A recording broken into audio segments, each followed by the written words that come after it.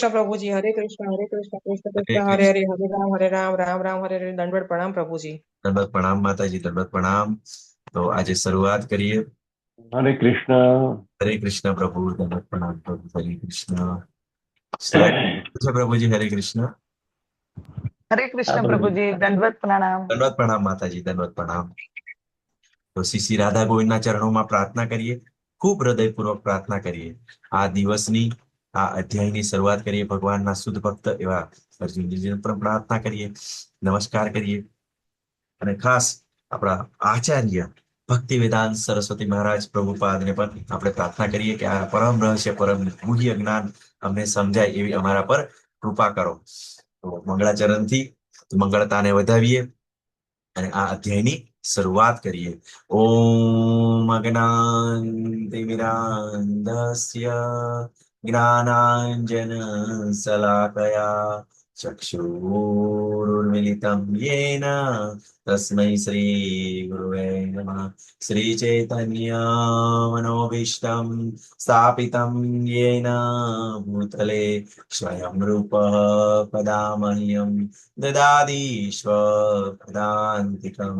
વંદે અહં શ્રી ગુરુ શ્રી વિદ્યાપદકમલં શ્રી ગુરુ વૈષ્ણવાંચ શ્રી રૂપં સાગ્રજાતં સહગણ રઘુનાથાન્વિतं तं સજીવં સાદિतं સાવધૂतं પરિજન સહિतं શ્રી કૃષ્ણ ચૈતન્ય દેવં શ્રી રાધા કૃષ્ણ પાદાન સહગણ લલિતા શ્રી વિશાખાન્વિતાં ચ. હે કૃષ્ણ કરુણા સિંધો દીનબંધો જગતપતે ગોપેશ ગોપિકાકાંત રાધાકાંત નમસ્તુતે. તપ્ત કાંચન ગૌરાંગી શ્રી રાધે વૃંદાવનેશ્વરી વૃષભાનુસુતે દેવી પ્रणमामि हरिप्रिये. वाञ्छा कल्पतरुभ्यश्च कृपा सिन्धुभ्य एव च पतितानां पावनेभ्यो वैष्णवेभ्यो नमो नमः. नमो विष्णुपदाय कृष्णपृष्ठाय भूतले श्रीमते भक्तिवेदान्त स्वामी इति नामिने. नमस्ते सरस्वती देवी गौरवाणी प्रचारिणी निर्विशेष शून्यवादी पाश्चात्य जय श्री कृष्ण चैतन्य प्रभु नित्यानंद श्री अद्वैत गदाधर श्रीवासादि गौर भक्तवृंद. हरे कृष्णा हरे कृष्ण कृष्णा कृष्ण हरे हरे हरे हरे हरे राम राम हरे हरे राम राम राम राम राम राम हरे हरे हरे हरे. हरे कृष्ण. हरे हरे. अनंत कोटि वैष्णव वृंद की जय, शिला प्रभुपाद की जय, श्री भगवद गीता की जय, श्री गौरव की जय, गुरुदेव की जय. हरे कृष्णा. हरे कृष्णा प्रभु जी, दंडवत प्रणाम. प्रणाम विक्रमी प्रभु जी. हरे कृष्ण. मीरा माता जी, रतिलाल प्रभु जी, तृप्ति माता जी, रियलमी माता जी, प्रभु जी કોણ છે? હરે કૃષ્ણ. નામ રાખો. હરે કૃષ્ણ. તો આપણે આગળ વધી રહ્યા છે. આપણે બે ભાગ પૂરા કરી દીધા છે ભગવદ ગીતાના. પહેલો 1 થી 6 અધ્યાય કર્મયોગ યાની કે કર્મ સાથે ભક્તિ. બીજો 7 થી 12 બીજો ભાગ, તો એ શુદ્ધ ભક્તિ. અને હવે આપણે જ્ઞાન યોગ, બરોબર કે? હરે કૃષ્ણ પ્રભુજી. હરે કૃષ્ણ. હા માતાજી. મારે ઘેર કાલે ભાગવત પધાર્યા છે, ભાગવત ગ્રંથ પધાર્યો છે. માતાજી હરી બોલ. તો હરે માતાજી કૃષ્ણ. ભગવાન હરે સાક્ષાત. કૃષ્ણ પ્રભુજી, દંડવત પ્રણામ. દંડવત પ્રણામ પ્રભુજી માતાજી. તો ભગવાન સાક્ષાત છે, શબ્દ સ્વરૂપ છે. અને જેમ જેમ તમે ભાગવતમ જ્યારે ભગવદ્ ગીતા પૂરી થશે, ભાગવતમમાં તમે જોડાશો તો તમને ધીમે ધીમે ખબર પડશે. અને બિલકુલ સત્ય છે, પરમ સત્ય છે કે જે ભગવાન આપણને દર્શન કરીને જે સાક્ષાત આપણી સમક્ષ હાજર આપીને જે આપણને ફળ પ્રદાન કરે છે ને, એ ભાગવતમનું શ્રવણ અને સ્મરણ કરવાથી, બરોબર, એમનું વાંચન કરવાથી આપણને સેમ ફળ પ્રાપ્ત થાય છે. ખૂબ જ અતિ પવિત્ર છે. તો માતાજીના ઘરે ભગવાનની પધરામણી થઈ છે, તો આપણે એમના માટે એકવાર હરે કૃષ્ણ મંત્ર બધા બોલીશું. માતાજી પ્રભુજી બધા હાથ અનમ્યુટ કરો. હરે કૃષ્ણ હરે કૃષ્ણ હરે કૃષ્ણ હરે કૃષ્ણ કૃષ્ણ કૃષ્ણ હરે હરે હરે રામ હરે હરે રામ રામ હરે રામ રામ રામ રામ હરે હરે હરે હરે હરે હરે કૃષ્ણ. શ્રીમદ હરે ભાગવતમ કૃષ્ણ. થઈ. તો આપણે ત્રીજા પડાવ તરફ આગળ વધી રહ્યા છે, જ્ઞાન યોગ, બરોબર ને? તો જ્ઞાન દ્વારા ભક્તિ, બધું જ તમને કહું ને કે એમ અલગ અલગ બતાવે છે કે કર્મ યોગ છે, જ્ઞાન યોગ છે, પણ પ્રભુપાદની તમે આપણે ભગવદ્ ગીતા જોઈશું, બરોબર. અને ભગવાન સતત આપણને કે તું મારો ભક્ત છે અને તું મારો મિત્ર છે, એટલે જ હું તને જ્ઞાન કહી રહ્યો છું. એટલે બધું જ ભક્તિમય જ છે બધું, પણ આચાર્ય પર ડિપેન્ડ કરે છે. તો પ્રભુપાદ આ રીતે જ Bhagavad Gita as it is આપી, અને અત્યારે 74 લેંગ્વેજની અંદર છે, અને આખા વિશ્વની અંદર આજે ભગવદ્ ગીતાનો પ્રચાર થઈ રહ્યો છે અને ખૂબ જ પ્રખ્યાત છે. તો ચોક્કસ આપણે ભગવદ્ ગીતા આપણી હાર્ડ કોપી પણ સાથે રાખીએ, સાથે સાથે ભગવદ્ ગીતા સમજાયા પછી આપણે ભાગવતમ પણ ખરીદીએ. ખૂબ જ પવિત્ર માસ ચાલી રહ્યો છે, શ્રાવણ માસ, અને આજે સ્વતંત્રતા દિવસ છે. તો બધા જ ભક્તોને સ્વતંત્રતા દિવસની ખૂબ ખૂબ શુભેચ્છાઓ, અને ભગવાન શ્રી કૃષ્ણ તમારા પર કૃપા કરે એવા આપણે બધાને પ્રાર્થના કરીએ. તો આપણે આઝાદીની અનુભૂતિની ઈચ્છા રાખતા હોય છે, બરોબર. તો ખરેખર શું આપણે આઝાદ થઈ ગયા છે? જો ભક્ત બન્યા પછી આપણને ખબર પડે આપણે તો બંધનમાં છે. અને એમ તો નોર્મલ બધા લોકોને એવું લાગે છે કે ભાઈ આઝાદ થઈ ગયા, આઝાદ થઈ ગયા, પણ ખરેખર આપણી આઝાદી જ્યારે આપણે ભગવત ધામમાં જઈશું ત્યારે આપણી ચોક્કસ આપણી આઝાદી થશે. અને આ જ જીવનની અંદર જ્યારે આપણને આત્મ સાક્ષાત્કાર પ્રાપ્ત થાય અને આ બધું જ્ઞાન ભગવાનની કૃપાથી સમજાય, ત્યારે આપણને મુક્ત અવસ્થાની અંદર આપણી આઝાદીનો અનુભવ થશે. ત્યાં સુધી આપણે આઝાદીને અનુભવી શકતા નથી, બરોબર. ક્યાંક ને ક્યાંક બધી ગુલામી કરવી પડે છે.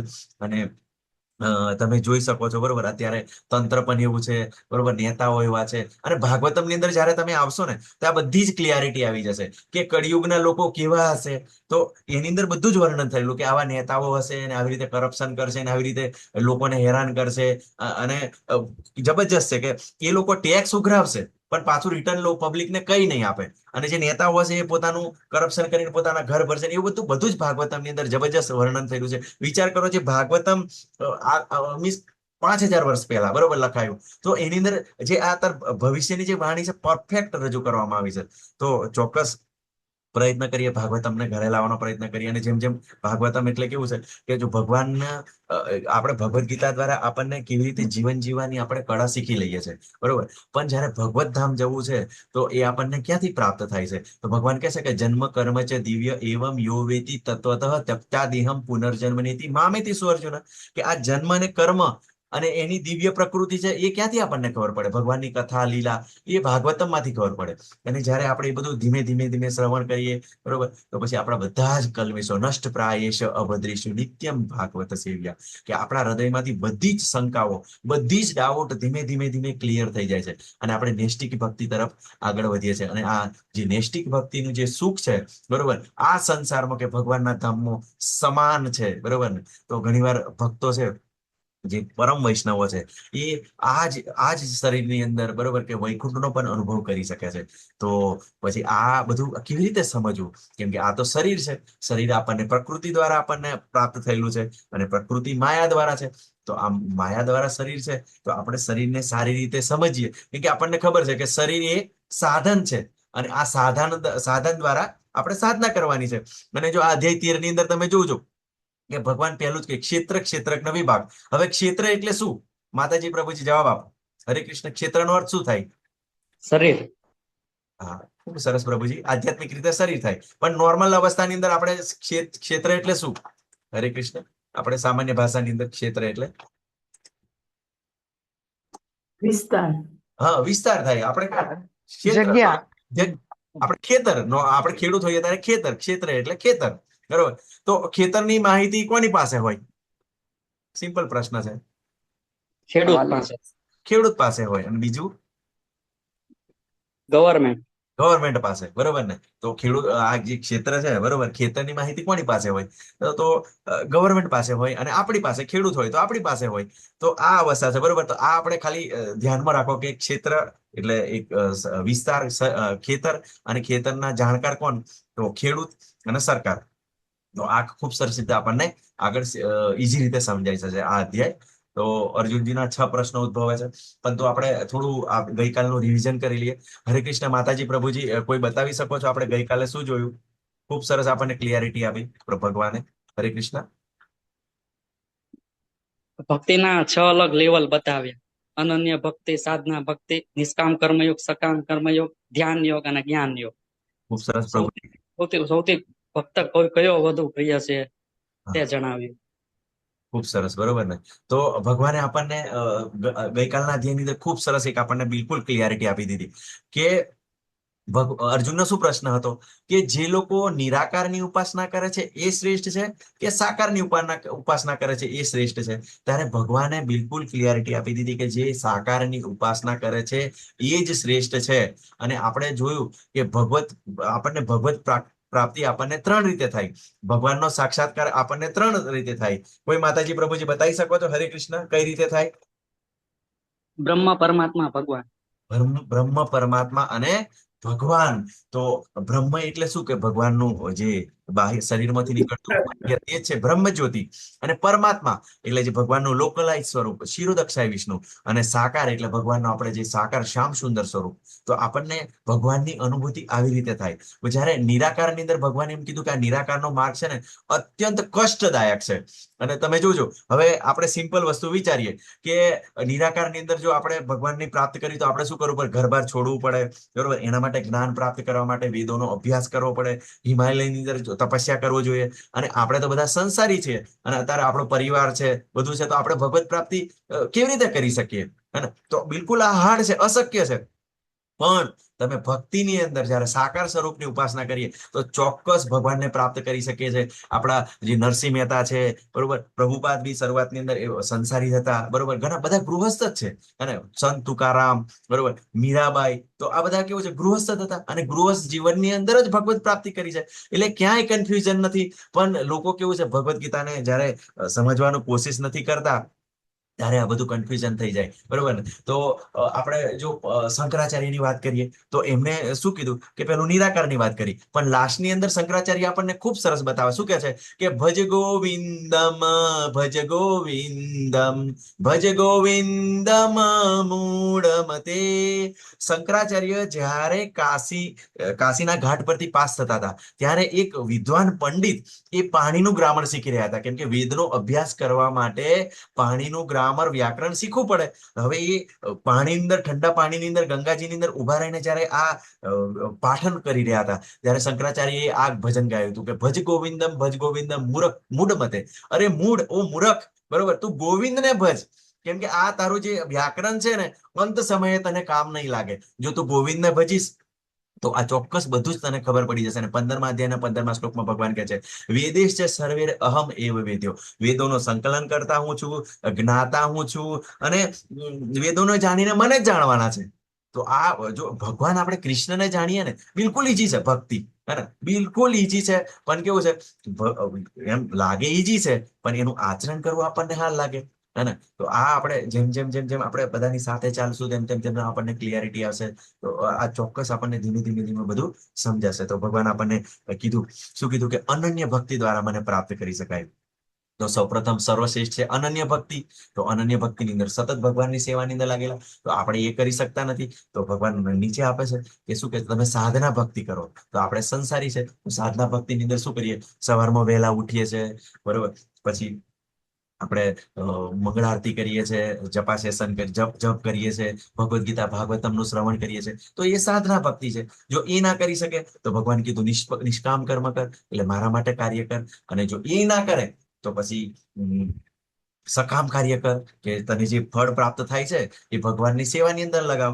અને એ જો તારાથી ના થાય તો પછી તું ધ્યાન કર, મારું સ્મરણ કર. અને એ ના થાય જો જ્ઞાન પ્રાપ્ત કર, આવી રીતે આપણને ભગવાન 6 સ્ટેજ બતાવ્યા. ભગવાન કેટલા દયાળુ છે આપણા માટે, તો એ કેટલું નીચે ઉતરવા માંગે છે, કેમ કે દરેક અવસ્થાની અંદર ભગવાન એવું ઈચ્છે છે કે બધા જ બધા જ ભક્તો છે એ મારા ધામની અંદર આવે, કેમ કે ભગવાન આપણને ખૂબ જ પ્રેમ કરે છે. અને આ અધ્યાયો છે આત્મનિરીક્ષણના અધ્યાયો છે. તો આપણે એટલું વિચારવાનું છે કે હંમેશા ભગવાન આપણને અહીંયા આગળ જે કહેવામાં આવશે અર્જુનને, એ આપણને જ કહેવામાં આવશે. તમને 10મા અધ્યાયની અંદર અર્જુને શું કીધું કે તમે જ પરમ બ્રહ્મ છો, તમે જ પરમ ધામ છો, તમે પરમ આશ્રય છો. એટલે અર્જુનને બધું જ ક્લિયર થઈ ગયું છે, પણ આપણને હજુ ક્લિયર થયું નથી કે પૂર્ણ પુરુષોત્તમ કોણ છે.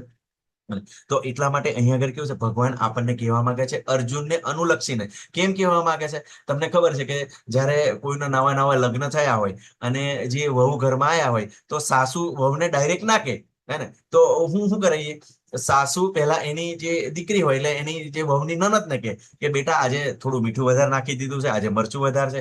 એવી રીતે શું કરે કે એની જે દીકરી છે, જે વહુની નનદ થાય છે, એને અનુલક્ષીને કહેવા માંગે છે. એટલે જે હોશિયાર સાસુ હોય એ શું, હોશિયાર જે વહુ હોય એ તરત એસેપ્ટ કરી લે કે ના, આજે મારાથી ભૂલ થઈ, કેમ કે જયારે નવા નવા જોડાય એટલે આપણને ખોટું લાગે. ભગવાન કહે ને કે હું 7મા અધ્યાયના 7મા શ્લોકમાં શું કીધું કે મતઃ પરમ ન કશ્ચિદ અસ્તિ ધનંજય, મારાથી કોઈ શ્રેષ્ઠ તત્વ નથી, બરોબર, હું જ પરમેશ્વર છું, બરોબર, અને હું જ બધાનો નિયંતા છું. તો આ બધું અમુક વાર કેવું છે, આપણે અલગ અલગ ઉપાસના કરતા હોય, આપણને પસંદ ના પડે, પણ જીતેન્દ્ર ગોપેશ પ્રભુજી આપણને ખૂબ સરસ સમજાવે છે કે આપણે ગમે ત્યાં ભીખ માંગતા હોય, બરોબર, અને બજારની અંદર આપણા પિતા આપણને ભેગા થઈ જાય અને પછી એમ કે બેટા હું તારો બાપ છું, બરોબર, અને તું આવી રીતે કેમ બધે માગી રહ્યો છે, હે ને? તો એમાં કઈ ખોટું થોડું છે. જયારે આપણા પિતાજી જ આપણને બાપ કહેશે તો એમાં કે હું તારો બાપ છું. એવી રીતે ભગવાન આપણા સૌના પિતા છે. અહમ બીજ પ્રપિતા, આવતીકાલના અધ્યાયમાં ખબર પડશે. અને જ્યારે તમે જ્યારે 15મા અધ્યાયના 7મા શ્લોકમાં મમેવાંશો જીવ લોકે જીવભૂત સનાતન, તો આ બધું આપણને ક્લિયરિટી આવે છે કે બધા જીવો સનાતન અંશો છે. અને આજે આઝાદીનો અનુભવ ક્યારે કે આપણે બધા એમ સમજીશું કે બધા જીવો ભગવાનના અંશો છે. તો આપણે હિન્દુ મુસ્લિમ ભાઈ ભાઈ, બરોબર, હિન્દુ ક્રિશ્ચિયન ભાઈ ભાઈ, ત્યારે આપણને ખબર પડે બધા જીવો ભગવાનના અંશો છે. તો આપણને રિયલાઇઝ થાય ને કે આપણે દાખલા તરીકે આપણા એક ભાઈ બહેન છે, તો એના પિતા એક છે, તો ભાઈ બહેન અને ભાઈ ભાઈ પ્રત્યે પ્રેમ જળવાઈ રહે ને. આ તો આ લોકો તો એ જાણતા જ નથી, તો કેવી રીતે પોસિબલ છે? તો પછી આ નકરા યુદ્ધો થયા કરે અને સતત અશાંતિ રહે છે. તો એનું કારણ એ છે. એટલા માટે પ્રભુપાદ એવું કહે છે કે જો તમે આ જો ભગવદ્ ગીતાનો પ્રચાર કરશો ને, તો ઓટોમેટિક વિશ્વની અંદર શાંતિ આવશે અને ઘણી બધી ક્લિયરિટી આવશે. તો આપણને અર્જુનજીના 6 પ્રશ્નોથી શરૂ થાય છે.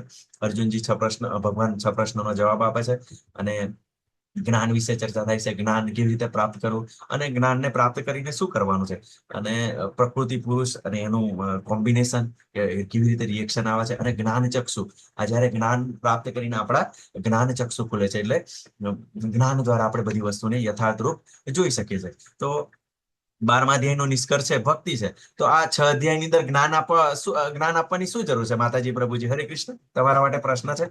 હરે કૃષ્ણ, સિમ્પલ પ્રશ્ન છે. હરે કૃષ્ણ. હરે કૃષ્ણ પ્રભુજી, દંડવત પ્રણામ. હા માતાજી, બોલો. હરે કૃષ્ણ. હરે કૃષ્ણ. ઓકે, સંસારમાંથી આસક્તિ છૂટી જાય એટલે જ્ઞાનની જરૂર પડે છે. ખૂબ સરસ માતાજી, ખૂબ સરસ જવાબ. કેમ કે આપણે કેવું છે, આ ભૌતિક બ્રહ્માંડની અંદર રહેલા છે અને સતત માયા દ્વારા આપણને આવૃત થયેલા છે. તો આ માયાનો કેવી રીતે સામનો કરીએ અને માયાને કેવી રીતે સમજી શકીએ, અને આ શરીરની અંદર આપણે ભગવત પ્રાપ્તિ અને ભગવાનની સેવા કેવી રીતે કરી શકીએ, તો એના માટે જ્ઞાનની જરૂર પડે. જેવી રીતે 3જા અધ્યાયની અંદર ભગવાન જ્ઞાન આપ્યું. તો જ્યારે જ્ઞાન દ્વારા જ્યારે કર્મ કરવામાં આવે છે ને, તો એની અંદર ખૂબ જ એમ મિસ્ટેક બહુ ઓછા હોય.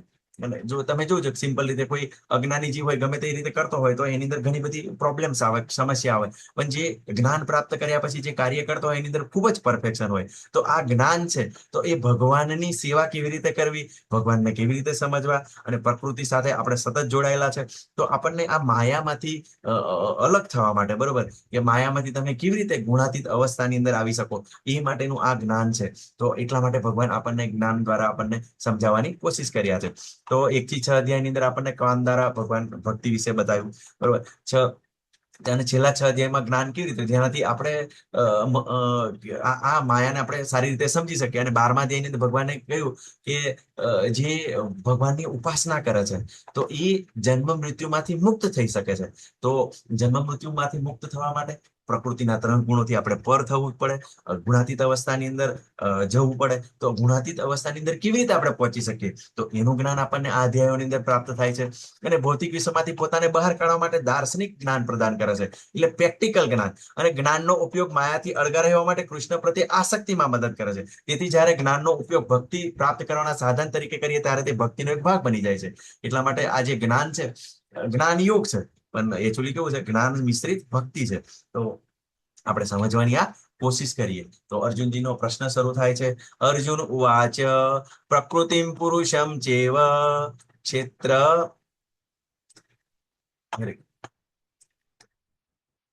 ક્ષેત્રમ ચ એતાદમુમિચ્છામિ જ્ઞાન જ્ઞેયમ ચ કેશવ. પછી તરત ભગવાન એનો જવાબ અર્જુને પૂછ્યું, હે કૃષ્ણ, પ્રકૃતિ, પુરુષ, ક્ષેત્ર અને ક્ષેત્રનો જ્ઞાતા તેમજ જ્ઞાન જ્ઞાન તથા જ્ઞેય વિશે જાણવા ઈચ્છું છું. અને અર્જુનજીના 6 પ્રશ્નો થાય છે. પ્રકૃતિ શું છે, પુરુષ શું છે, ક્ષેત્ર શું છે, ક્ષેત્રજ્ઞ શું છે, અને જ્ઞાન અને જ્ઞેય શું છે. તો ખૂબ સરસ ભગવાન તરત જ જવાબ આપે છે. શ્રી ભગવાન ઉવાચ ઇદમ શરીરમ કૌંતેય ક્ષેત્રમિત્યભિધીયતે એતદ્યો વેતિમ તમ પ્રાહુ ક્ષેત્રજ્ઞ ઇતદ્વિદ્. પૂર્ણ પુરુષોત્તમ પરમેશ્વર બોલે, હે કુંતી પુત્ર, આ શરીર ક્ષેત્ર કહેવાય છે અને આ ક્ષેત્રને જાણનારો તે ક્ષેત્રજ્ઞ કહેવાય છે. તો ભગવાન તરત જ જવાબ આવી દો કે આ શરીરને ક્ષેત્ર કહેવાય છે અને એને જાણનારો છે એને ક્ષેત્રજ્ઞ કહેવાય છે. તો આગળ વધીએ આપણે. હરે કૃષ્ણ. ટેબ્યુલર ફોર્મ ની અંદર, બરોબર. તો ભગવાન તરત જ જવાબ આપી દે. પ્રકૃતિ એટલે શું કે આ ભૌતિક પ્રકૃતિ છે, આપણે સરાઉન્ડિંગ આજુબાજુની અંદર જોઈ રહ્યા છે, ચર અચર બધું જે વસ્તુઓ જોયા છે એ ભૌતિક પ્રકૃતિ છે. તો હવે આ પ્રકૃતિને પુરુષ એટલે પ્રકૃતિને ભોગવનાર. હવે આપણે કેવું છે, આ પ્રકૃતિની અંદર આપણે આવીએ છીએ એટલે પુરુષ એટલે એવું કે અહીંયા આગળ આપણે જે સ્ત્રી પુરુષની વાત કરીએ છીએ ભૌતિક જગતમાં, એવું નહીં કે ભોગ કરનાર દરેક જીવને પુરુષ કહેવામાં આવે છે. આપણને કન્ફ્યુઝન હોય કે આ ખરેખર સ્ત્રી છે, આ પુરુષ છે, આપણે બધો ભેદ કરતા હોય છે. પણ આધ્યાત્મિક જગતની અંદર કેવું છે, દરેક ભોગવનાર જીવને પુરુષ કહેવામાં આવે છે. અને તમે જેમ જેમ આગળ વધશો તમને ખબર છે કે જ્યારે ભીષ્મ પિતામહનો જે મારવા માટે જે અંબા વચન લે છે કે હું તમને મારવા માટે ફરી જન્મ પ્રાપ્ત કરીશ, બરોબર. તો પછી એ શિખંડી તરીકે પોતે જન્મે છે, બરોબર, અને ભીષ્મ પિતામહનો વધ કરે છે. એટલે એ સ્ત્રી તરીકે પાછા પુરુષ અર્ધનારી તરીકે આવે છે. અને ભરત મહારાજની ઘટના તમે જોઈ હતી કે જ્યારે એમનો હરણનું શરીર હરણને યાદ કરતા હતા તો એમને હરણનું શરીર એમને પ્રાપ્ત થયું. તો આવી રીતે કેવું છે કે જ્યારે આપણે પ્રકૃતિની અંદર આપણે ભોગવવાની કોશિશ કરીએ છીએ તો આપણે આ જે ભોગવનાર દરેક જીવને પુરુષ કહેવાય છે. પણ પરમ પુરુષ એ ભગવાન છે. એકવાર મીરાબાઈ વૃંદાવનમાં ગયા એટલે બહુ મોટા સંત મહાત્મા હતા, એમના દર્શન કરવાની એમને ઈચ્છા થઈ અને મીરાબાઈ એમની પાસે ગયા. ત્યારે એમની જે ઝૂંપડી હતી ત્યાં આગળ જઈને એમને કીધું, એમના શિષ્યને કીધું બહાર ઉભા હતા કે તમારા મહારાજને એવું કહો કે બહાર આવે, મારે એમના દર્શન કરવા છે. તો જે એમના શિષ્ય હતા તો એમને ના પાડી દીધી કે અમારા જે મહારાજ છે એ તો સંન્યાસી છે, બ્રહ્મચારી છે, તો સ્ત્રી બાજુ જોતા પણ નથી. તો કન્ફ્યુઝ થઈ જાય છે. તો મીરાબાઈ તરત જ શું કરે છે, એક ચિઠ્ઠી લખે છે અને એમ કહે છે કે આ જે ચિઠ્ઠી છે એ તમારા મહારાજને આપી દો.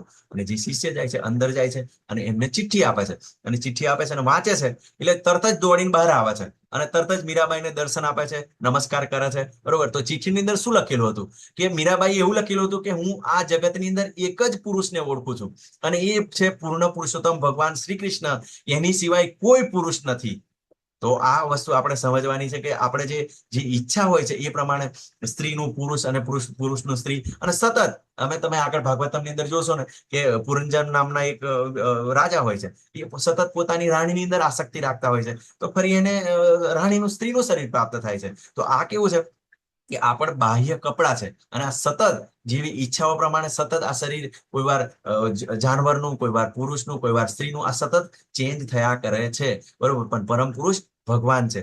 તો આ જે ક્ષેત્ર છે તો એને શું કહેવાય, શરીરને ક્ષેત્ર કહેવાય છે. અને ક્ષેત્રને જાણનાર તો તમે બધા જ જાણો છો. ક્ષેત્રની અંદર આપણે કોણ કોણ જાણનાર, તો આપણે આત્મા તરીકે આપણે પોતે જાણીએ છીએ, બરોબર. પણ આપણે પોતે પણ પૂરેપૂરું શરીરનું જાણી શકતા નથી. ઘણીવાર અમુક રોગ થયેલા હોય, આપણને ખબર પડતી નથી. પણ ભગવાન એ પરમાત્મા સ્વરૂપે છે, તો એ પરમાત્મા સ્વરૂપે એ પણ જાણે છે. એટલે ક્ષેત્રજ્ઞ એટલે જાણનાર બે છે, આપણા શરીરને જાણનાર બે છે. કોણ? આત્મા અને પરમાત્મા બંને જાણે છે. અને જ્ઞાન એટલે શું? તો આ ક્ષેત્ર અને ક્ષેત્રજ્ઞને સમજવું એ જ્ઞાન છે. વિચાર કરો, આત્મા અને પરમાત્મા. તો તમે વેદો વિશે જાણશો ને તો તમને ખબર પડશે. વેદોનો આશય શું છે? અથાતો બ્રહ્મ જિજ્ઞાસા. એટલે કે બ્રહ્મ એટલે બ્રહ્મ વિશે જિજ્ઞાસા કરવી. બ્રહ્મ એટલે આત્મા અને પરબ્રહ્મ એટલે પરમાત્મા. આત્મા અને પરમાત્માને જાણવું એ જ વેદોનો આશય છે. પણ લોકોની અંદર લોકો શું કરે છે? વેદોની અંદર જ્ઞાનકાંડ, ઉપાસના કાંડ, કર્મકાંડ બધું રહેલું છે. તો લોકો જ્યારે વેદોને વાંચે છે ત્યારે તરત જ એમને કર્મકાંડની અંદર લાગી જાય છે. કેમ કે કર્મકાંડની અંદર બધું લખેલું છે અંદર, કે કેવી રીતે વધુ ધન પ્રાપ્ત કરી શકાય, કેવી રીતે સુંદર પત્ની પ્રાપ્ત કરી શકાય, કેવી રીતે આપણને કીર્તિ પ્રાપ્ત થઈ શકાય. તો એવું બધું જ વર્ણન કરેલું છે. તો લોકો શું કરે છે કે વેદોના કર્મકાંડની અંદર લાગી જાય છે અને પછી એની અંદર આકૃષ્ટ થઈ જાય છે. બાકી એક્ઝેક્ટ કેવું છે? આ જ્ઞાન પ્રાપ્ત કરવું મતલબ આત્મા અને પરમાત્માને આપણે સમજવાના છે. અને એ જ છે યથાતો બ્રહ્મ જિજ્ઞાસા. તો બ્રહ્મ વિશે આપણે જિજ્ઞાસા કરવાની છે. અને જ્ઞેય, તો આ જ્ઞાન પ્રાપ્ત કરીને શું કરવાનું છે? તો પરમાત્માને પ્રાપ્ત કરવાના છે. તો ખૂબ સરસ આ અધ્યાયની અંદર ભગવાન આપણને બતાવે છે. જો આત્મા અને પરમાત્મા બંને ક્ષેત્રજ્ઞ શરીર જાણનારા હોય તો આત્મા અને ભગવાન વચ્ચે શું તફાવત છે? તો આપણે ચોથા અધ્યાયની અંદર આપણે જોયું જીવ અને ભગવાન વચ્ચે શું તફાવત છે. હરે કૃષ્ણ. માતાજી, પ્રભુજી, કોઈ બતાવી શકો છો? હરે કૃષ્ણ.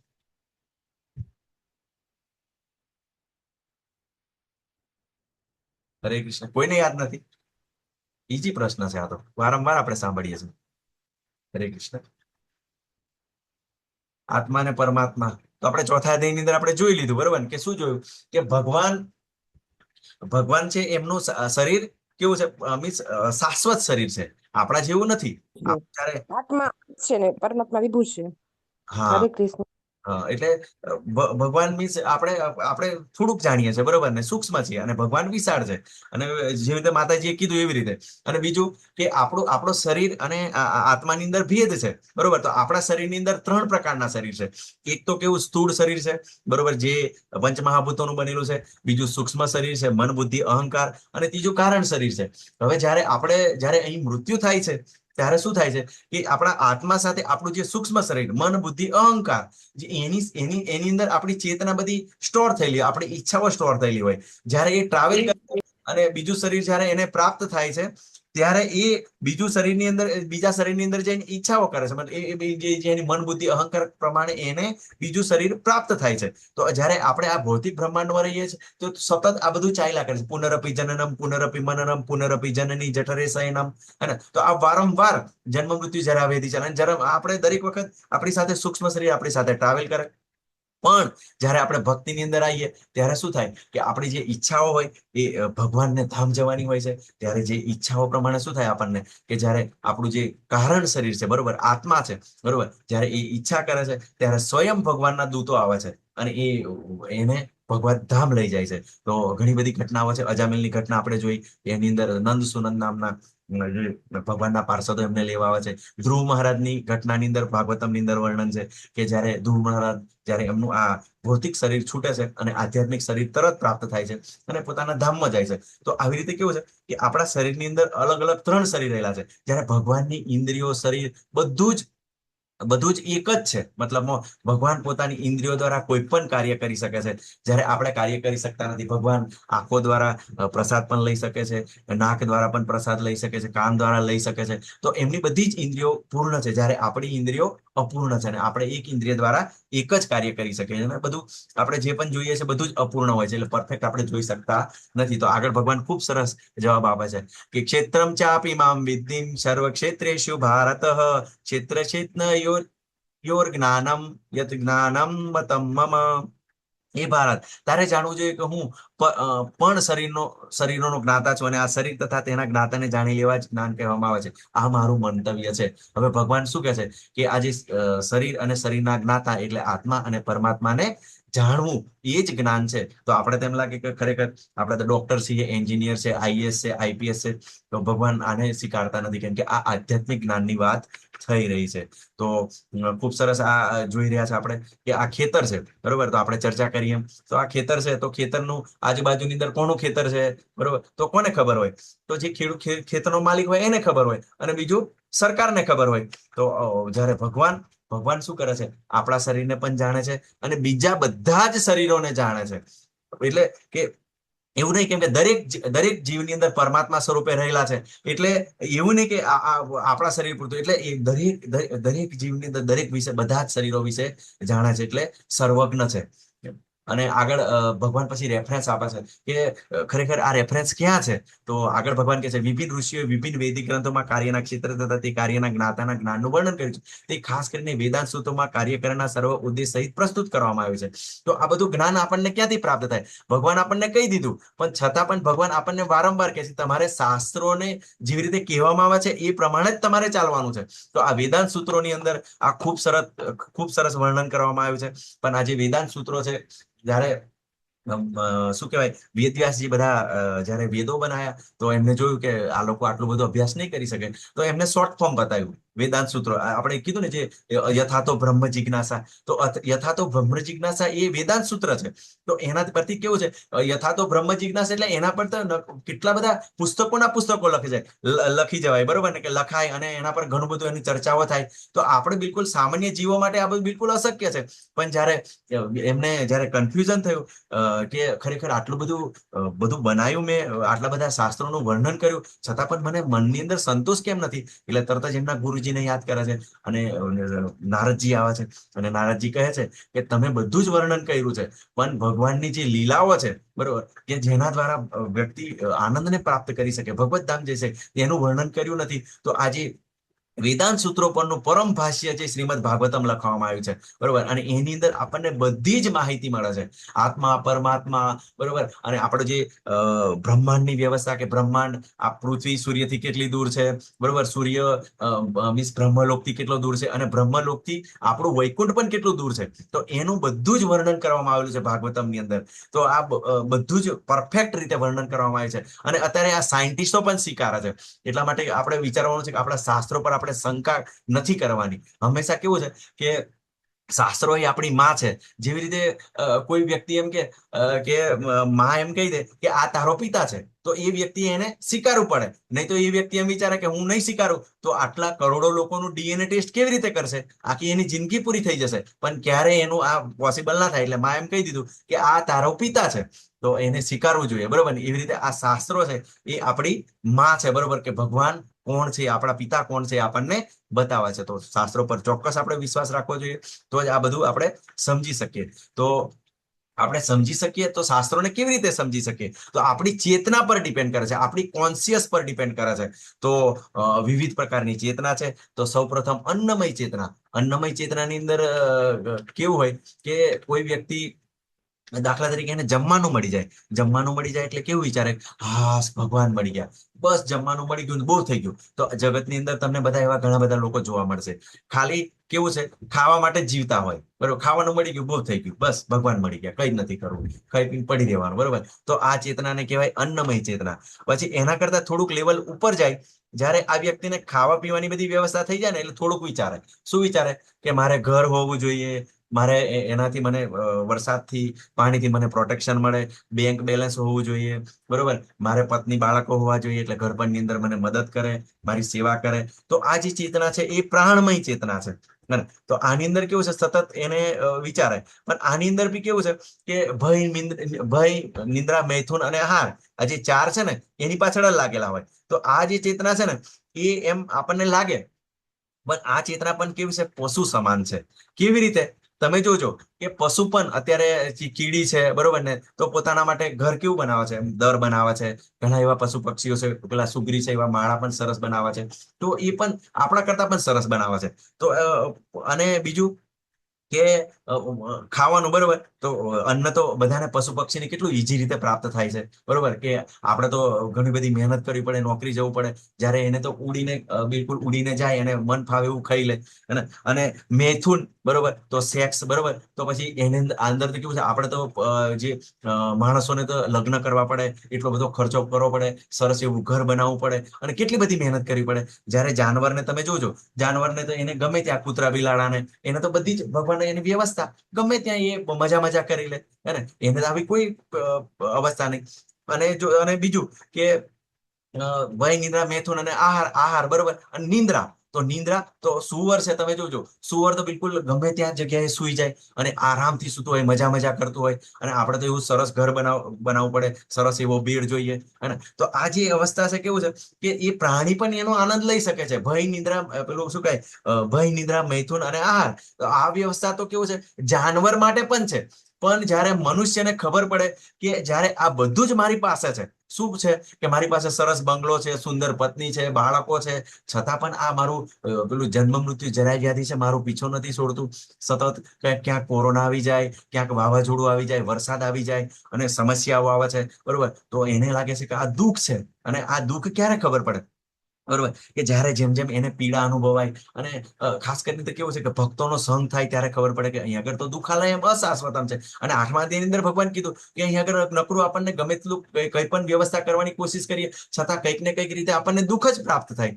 તો એ મનુષ્ય વિચારી શકે, જ્યારે જાનવર એ ના વિચારી શકે. તો પછી એ વિચારે કે કંઈક તો એવી વ્યવસ્થા હોવી જોઈએ કે જ્યાં જવાથી આપણું સુખ શાંતિ આપણને પ્રાપ્ત થઈ શકે. તો એ શું થાય કે ભક્તોના સંઘની અંદર આવે. અને એટલું આપણે વિચારવાનું છે. કોઈ વ્યક્તિ એમ વિચારે કે હું સુખી છું ને, તો એના માટે ભગવદ્ ગીતા છે જ નહીં, બરોબર, એના માટે ભગવદ્ ગીતા છે નહીં, મિસગાઈડ થઈ જશે, એવા લોકોના સંઘની અંદર આવી જશે ને ખોટું બધું નુકસાન થશે. પણ એને જો ખબર પડે કે અહીંયા આગળ જન્મ મૃત્યુ જરા વ્યાધિની અંદર સતત દુઃખ છે, તો એ શું કરશે, ભક્તોના શરણે જશે. મીન્સ એને કંઈક ને કંઈક એવું જ્ઞાન પ્રાપ્ત થઈ જાય કે ભગવદ્ ગીતા છે એની અંદર બધા જ પ્રશ્નોનું સોલ્યુશન છે, બધા જ પ્રશ્નોનો જવાબ આપે છે, મળે છે. તો એ શું થશે, જ્ઞાનમય ચેતનાની અંદર આવશે. એટલે આ ભગવદ્ ગીતાનું જ્ઞાન પ્રાપ્ત કરવાની કોશિશ કરશે. અને જ્યારે આ ભગવદ્ ગીતાનું જ્ઞાન પ્રાપ્ત થશે એટલે પછી શું થશે કે આ જ્ઞાનને પ્રેક્ટિકલી એપ્લાય કરવાની કોશિશ કરશે. એટલે તમે જોજો કે ઘણા ભક્તો છે, શરૂઆતની અંદર આપણને કહે છે ને કે મને ખૂબ જ ગુસ્સો આવે છે, એની અંદર ઘરની અંદર ખૂબ કલેશ થઈ જાય છે અને મારે વિવાદ થઈ જાય છે. પણ જ્યારે આપણને આ જ્ઞાન પ્રાપ્ત કર્યું, 3જા અધ્યાયની અંદર ભગવાને શું કીધું કે યજ્ઞ અર્થાત કર્મણો અન્યત્ર લોકો એમ કર્મ બંધનમ, કે વિષ્ણુ પ્રીત્યર્થે યજ્ઞ તરીકે કાર્ય કરવું જોઈએ. તો આપણે દરેક કાર્ય ભગવાનને સમર્પિત થઈને કરવાનું છે, એમને અર્પણ કરીને કરવાનું છે અને પ્રસાદ તરીકે ગ્રહણ કરવાનું છે. તો પ્રસાદ તરીકે ગ્રહણ કરીએ છીએ ત્યારે આ પાપથી મુક્ત થઈ જાય છે. અને આપણને બતાવવામાં આવ્યું છે કે ભગવાનનો જપ કરવો જોઈએ, યજ્ઞ નામ જપ યજ્ઞોસ્મી. તો આપણે જ્યારે ભગવાનનો પ્રસાદ લઈએ છીએ, આપણે જ્યારે જપ કરીએ છીએ, બરોબર, અને જ્યારે દરેક કાર્યને ભગવાનને સમર્પિત થઈને કરીએ છીએ, તો આપણી આ વિજ્ઞાનમય ચેતનાની અંદર એટલે આપણે પ્રેક્ટિકલ કરીએ છીએ, બરોબર, આપણને ભગવાને બધાને પ્રેક્ટિકલ કરીએ તો આપણને શું થાય કે ધીમે ધીમે કામ, ક્રોધ, લોભ, મદ, મોહ, મત્સર બધા આપણા ધીમે ધીમે દૂર થાય. અને આ જ્યારે વિજ્ઞાનમય ચેતનામાંથી પછી આ શું થાય કે જ્યારે દૂર થાય એટલે આપણે આનંદમય ચેતનાની અંદર આવીએ, બરોબર. તો આપણને ખબર પડે કે આપણે તો ભગવાનના અંશ છીએ, ખરેખર હું દુઃખ પ્રાપ્ત કરવા માટે છું જ નહીં. તો આપણે જ્યારે ગુણાતીત અવસ્થા, જ્યારે ત્રિગુણી માયાને આપણે ક્રોસ કરી જઈએ છીએ, ત્યારે ચોક્કસ આપણે પણ સચ્ચિદ આનંદની અનુભૂતિ કરી શકીએ. કેમ કે સચ્ચિદ આનંદ ભગવાનનું સ્વરૂપ છે અને આપણે ભગવાનના અંશો છે, એટલે આપણને સચ્ચિદાનંદની અનુભૂતિ થાય છે. જ્યારે નિરાકારની અંદર આપણને સતની અનુભૂતિ થાય, પરમાત્મા સ્વરૂપની અંદર આપણને સત એટલે શાશ્વતતા, બરોબર, એ જન્મ મૃત્યુ જરા વ્યાધિમાંથી મુક્ત થઈ જાય. અને જ્યારે પરમાત્માની અંદર આપણને સત એટલે જન્મ મૃત્યુ જરા વ્યાધિ મુક્ત થાય, સાથે સાથે એને જ્ઞાનની અનુભૂતિ થાય. અને જ્યારે સાકાર સ્વરૂપની અંદર આનંદમય અવસ્થાની અંદર આપણને સત મીન્સ જન્મ મૃત્યુ જરા વ્યાધિમાંથી આપણે મુક્ત થઈએ, એની સાથે આપણને જ્ઞાન પણ પ્રાપ્ત થાય અને આપણને આનંદની પણ અનુભૂતિ થાય. એટલે આપણે સાકાર સ્વરૂપની અંદર ભગવાનની ઉપાસના કરવાની અંદર આ ફાયદો છે કે આ જીવનની અંદર જ પણ આપણે આનંદની અનુભૂતિ કરી શકીએ છીએ. તો 36 શ્લોકની અંદર ભગવાન આપણનું બોડીનું સ્ટ્રક્ચર બતાવે છે, આપણું શરીર શેનું બનેલું છે. તો ભગવાન ખૂબ સરસ કે 5 મહાભૂતો, માતાજી પ્રભુજી 5 મહાભૂતો કયા છે? હરે કૃષ્ણ. 5 મહાભૂતો યાદ નથી? હરે કૃષ્ણ. ધરતી, આકાશ, વાયુ, જલ અને અગ્નિ. અગ્નિ, હા, પૃથ્વી, જળ, વાયુ, અગ્નિ, હરે કૃષ્ણ. 5. હરે કૃષ્ણ માતાજી. તો આ 5 મહાભૂતો છે. મિથ્યા અહંકાર, તો પંચ મહાભૂતોનું આપણું આ સ્થૂળ શરીર. મિથ્યા અહંકાર, તો મિથ્યા અહંકાર એટલે વિચાર કરો, તમારું જયારે શરીર બને છે ને ત્યારે જ મિથ્યા અહંકાર, એટલે આપણે અહંકારને દૂર કરી શકતા નથી. પણ જયારે આપણે હું ભગવાનનો દાસ છું, હું ભગવાનનો સેવક છું, જયારે એવું આપણે સમજીએ ને, ચોક્કસ આપણો ધીમે ધીમે અહંકાર દૂર થાય છે. અને બુદ્ધિ અને અવ્યક્ત એટલે આપણા સતોગુણ, રજોગુણ, તમોગુણ એ આપણને દેખાતા નથી. આપણે 14મા અધ્યાયની અંદર જોઈશું. અને 10 ઇન્દ્રિયો, 10 ઇન્દ્રિયો એટલે 5 જ્ઞાનેન્દ્રિયો અને 5 કર્મેન્દ્રિયો. તો આપણી જ્ઞાનેન્દ્રિયો કઈ છે? આપણું નાક છે, જીભ છે, આંખો છે, કાન છે અને આપણી ચામડી. તો આપણી એ જ્ઞાનેન્દ્રિયો છે. અને આપણી કર્મેન્દ્રિયો યાદ છે માતાજી, પ્રભુજી, કર્મેન્દ્રિયો કઈ કઈ છે? હરે કૃષ્ણ, હરે કૃષ્ણ પ્રભુ. કર્મેન્દ્રિયો આપણી, હરે કૃષ્ણ. બધા બીજી લાગો છો. હરે કૃષ્ણ, થોડો પ્રયત્ન કરો. હરે કૃષ્ણ પ્રભુજી. આંખ, નાક, કાન.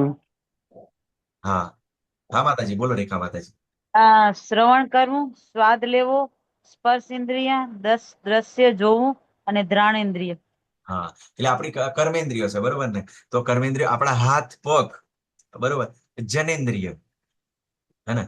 જનેન્દ્રિય, બરોબર. અને મુખ, આપણું મુખ, બરોબર.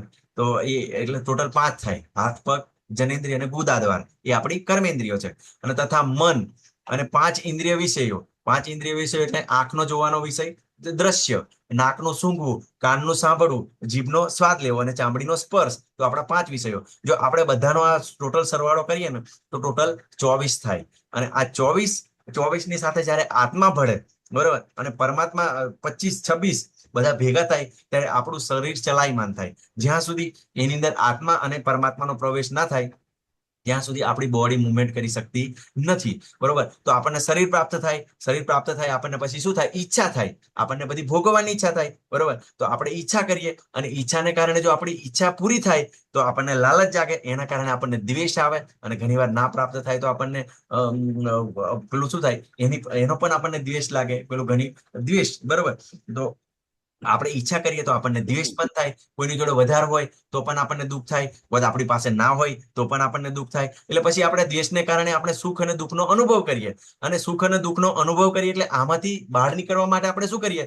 એકબીજાના કોન્ટેક્ટમાં આવીએ. એટલે આપણે સંઘાત કરીએ, આપણે સંઘર્ષ કરીએ. અને એ સંઘર્ષ કરવાને કારણે આપણી જે ચેતના છે એના પર ઇફેક્ટ થાય, હે ને? તો આપણે ચેતના, આપણે કોઈ વાર સારું અનુભવીએ, કોઈ વાર ખરાબ અનુભવીએ, કોઈ વાર દુઃખી થઈ ગયા, આપણી ફિલિંગ આપણી ચેતના પર અસર કરે. અને એ પ્રમાણે આપણે આપણું ધૈર્ય જાળવી શકીએ, હે ને? કે આપણી પેશન્સ ને જાળવી શકીએ. તો આપણને આ વસ્તુ આપણે સારી બધું પેરેલલ છે કે શરીર પ્રાપ્ત થયું, ઈચ્છા કરી, ઈચ્છામાંથી દ્વેષ ઉદ્ભવ્યો, બરોબર. એમાંથી સુખ દુઃખ પ્રાપ્ત થયું, આપણે કોન્ટેક્ટમાં આવ્યા, આપણી ચેતના એના પર અસર કરી અને એ પ્રમાણે આપણું ધૈર્ય જાળવી શકીએ, આપણી પેશન્સ જાળવી શકીએ. તો એને ભગવાન શું કે છે કે આ કાર્યના ક્ષેત્ર એટલે આ 24 તત્વોનું આપણું શરીર, બરોબર. અને જે પાછળના જે છે, બરોબર, ઈચ્છા, દેશ, સુખ, સંઘાત, ચેતના, ધૈર્ય, એને વિકાર કહેવામાં આવે છે. તો આ વિકાર છે આપણા. તો આપણે ખૂબ સરસ આની અંદર પણ જોયું. હવે શું થાય છે કે આત્મા એ અહીંયા આગળ મુસાફર છે, બરોબર. અને આપણી આ બુદ્ધિ એ આપણો ડ્રાઈવર છે. અને આ મન છે એ આપણી લગામ છે. અને આ ઇન્દ્રિયો છે એ આપણા ઘોડા છે. હવે શું થાય છે કે જયારે આ ઇન્દ્રિયો છે બધું દોડે છે સતત આમ તેમ, બધું જ. જો આંખને જોવું હોય, જીભને ખાવું હોય તો બધા ઘોડા એમ તેમ ભાગે, બરોબર ને? તો આ જો લગામ મજબૂત ના હોય, બરોબર, તો શું થશે? ઘોડા આમ તેમ ભાગશે, બરોબર. પણ લગામ કોના કંટ્રોલમાં છે? બુદ્ધિના કંટ્રોલમાં છે. તો આ ડ્રાઈવર છે એ સ્ટ્રોંગ હોવો જોઈએ, હે ને? તો આ ડ્રાઈવર જો સ્ટ્રોંગ હશે તો આ જે ઘોડા છે એને યોગ્ય દિશાની અંદર લઈ જશે. તો આપણે શું કરવાનું છે કે ઇન્દ્રિયોને કંટ્રોલ કરવા માટે, આપણે નિયંત્રિત કરવા માટે આપણે એને દબાવવાની નથી. આપણે શું કરવાનું? આપણી બુદ્ધિને વિકસિત કરવાની છે. આપણે ભગવદ્ ગીતા, ભાગવતમ ને બધું શ્રવણ કરશું ને એટલે ચોક્કસ આપણી બુદ્ધિ સ્ટ્રોંગ થશે. એનાથી આપણને ખબર પડશે કે મનમાં નિયંત્રિત રાખવું જોઈએ. અને જયારે આ નિયંત્રિત મન છે જયારે ઇન્દ્રિયો પર કંટ્રોલ કરશે તો આપણો જે આ રથ છે વ્યવસ્થિત ચાલશે. અને જે આત્મા છે એ પોતાની જગ્યાએ પહોંચી જશે. અત્યારે શું પરિસ્થિતિ છે? આત્માનું આ જે બુદ્ધિ સાથે કોન્ટેક્ટ છે એટલે શું કરે? થોડીક ઈચ્છા કરે એટલે આ વ્યવસ્થા કરી નાખે. કોણ? જે બુદ્ધિ છે, બરોબર. કે આ વ્યવસ્થા છે, આ વ્યવસ્થા છે. દાખલા તરીકે અડધી રાતે એવું થયું કે મારે મંચુરિયન ખાવું છે, તો શું કરશે?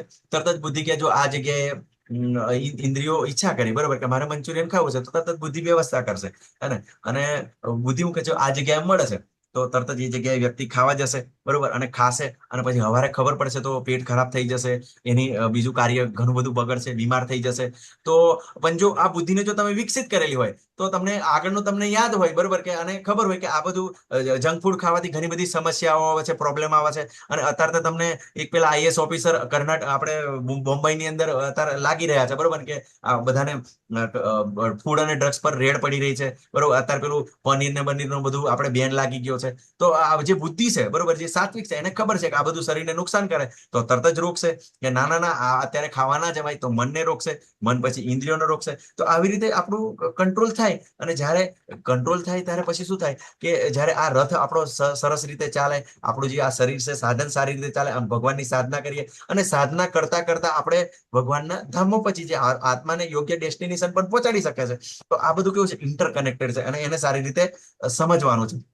હવે વિચાર કરો કે ખૂબ સરસ એક દ્રષ્ટાંત અહીંયા આગળ આપવામાં આવ્યું છે કે એક વ્યક્તિએ પોપટ પાર્યો અને પોપટ પારીને અંદર પોપટને પિંજરામાં રાખ્યો અને એને ખૂબ સરસ એવું સોનાનું પિંજરું લગાવ્યું અને બહારથી એને એસીની વ્યવસ્થા કરી દીધી. પણ થોડાક સમય પછી પોપટ મરી ગયો. તો કેમ મરી ગયો માતાજી પ્રભુજી? હરે કૃષ્ણ, હરે કૃષ્ણ. પોપટ કેમ મરી ગયો? હરે કૃષ્ણ. વધારે પડતા બંધનથી. હરે કૃષ્ણ પ્રભુજી. પિંજરું હતું, આખરે સોનાનું હોય કે ચાંદીનું હોય, પણ પિંજરું તો પિંજરું જ હતું ને પ્રભુજી.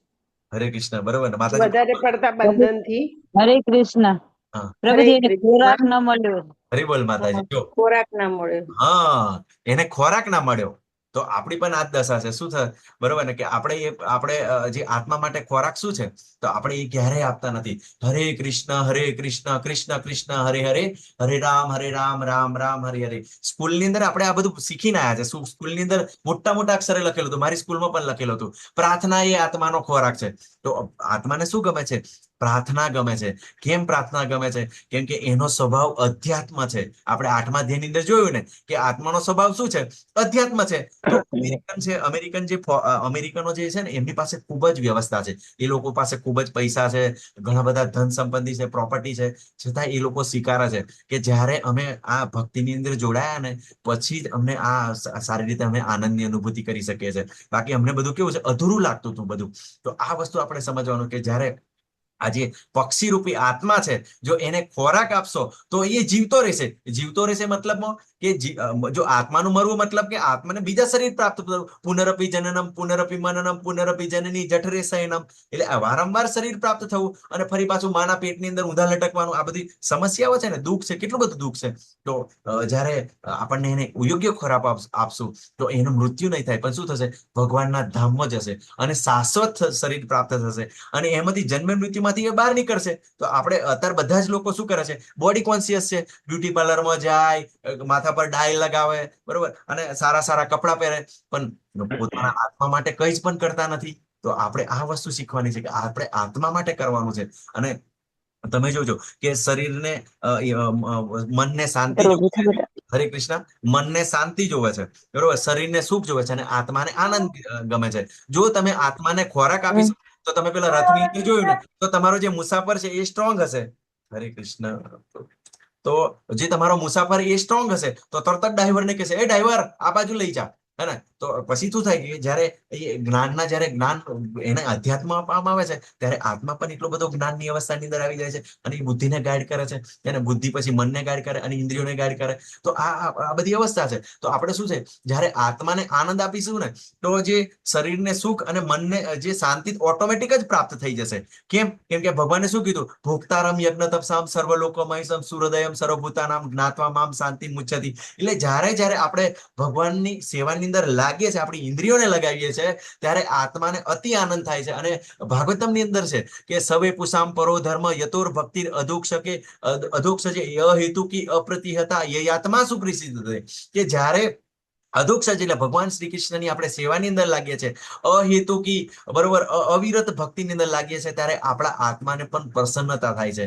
અને ઘણા બધા એવા છે, તમે બધાને જ ખબર છે કે જ્યારે તમે ખૂબ જ ચિંતાની અંદર હોય ત્યારે હરે કૃષ્ણ મંત્ર કરો છો, તમારે મંદિરે જાઓ છો, તો તમને કેટલી શાંતિનો અનુભવ થાય છે. તો આત્માનો સ્વભાવ છે અધ્યાત્મ. એટલે તમે ગમે તેટલી બધી સારું સારું ખાવાનું આલશો, બધું જ આલશો, સારી સારી સુવિધા આપશો, પણ ક્યારેય એને સંતોષ નહીં થાય. પણ જેવું તમે ભગવાનનો પ્રસાદ આપશો, બરોબર, અને જે આ બધી જ ભગવાનની રિલેટેડ જે ક્રિયાઓ કરશો ત્યારે કેવું છે, બીજા અધ્યાયનો 59મો શ્લોક, પરમ દ્રષ્ટા નિર્વર્તનતે, કે જ્યારે શરીરને ઉચ્ચ રસ આપવામાં આવે છે તો પાછળનો રસ છોડે છે, બરોબર. સિમ્પલ રીતે કે દાખલા તરીકે તમે કેસર કેરી ખાતા હોય, બરોબર, તો કેસર કેરી ખાતા હોય કોઈ તમને બદામ કેરી આપે તો તમે બંનેનો ટેસ્ટનો ભેદ કરી શકો છો. એટલે તમે પછી તમે તો ના બદામ બરાબર નથી એમ કરીને તમે એને ના સ્વીકારો, પણ જો તમે બદામ કેરી પહેલેથી ખાતા હોય અને તમે કોઈ કેસર કેરી આપે તો તરત જ તમે શું કરશો, બદામને છોડી દેશો અને કેસર કેરી ખાવાનો પ્રયત્ન કરશો. તો આ કેવું છે, આપણી ઇન્દ્રિયો દ્વારા અનુભવાય છે, બરોબર. એમ નથી અત્યારે આટલા માતાજી પ્રભુજી આટલા સમયથી આ ભગવદ્ ગીતાની અંદર જોડાયેલા છે તો 50 બેચ, મહેશ પ્રભુજી, બરોબર, આ રતિલાલ પ્રભુજી, આ રેખા માતાજી, ઘણા બધા ભક્તો જોડાયેલા છે. તો સતત જોડાયેલા છે, આ કેવી રીતે પોસિબલ છે, બરોબર. કેમ કે એમને ખબર છે કે જયારે આ બધું આપીએ છે ને તો સતત એમ આનંદ, એમ મજા આનંદ લાગે છે અને ઘણી બધી એવી અનુભૂતિ થાય છે. તો ચોક્કસ બધા હરે કૃષ્ણ મંત્ર કરો અને ખૂબ જ ઈઝી છે અને આગળ ભગવાન આપણને બતાવે છે. તો પછી આ આપણે જો સમજવું છે તો શું કરવું પડશે, આપણે એની અંદર કેવું જ્ઞાન જોઈશે. તો આ જ્ઞાનના આપણને વિવિધ પ્રકારનું ભગવાન જ્ઞાન બતાવે છે 8 થી 12 અધ્યાયની અંદર. તો આપણને ભગવાન કહે છે વિનમ્રતા. તો પહેલા તો આપણને જ્ઞાન પ્રાપ્ત થાય ને તો વિનમ્રતા આવે.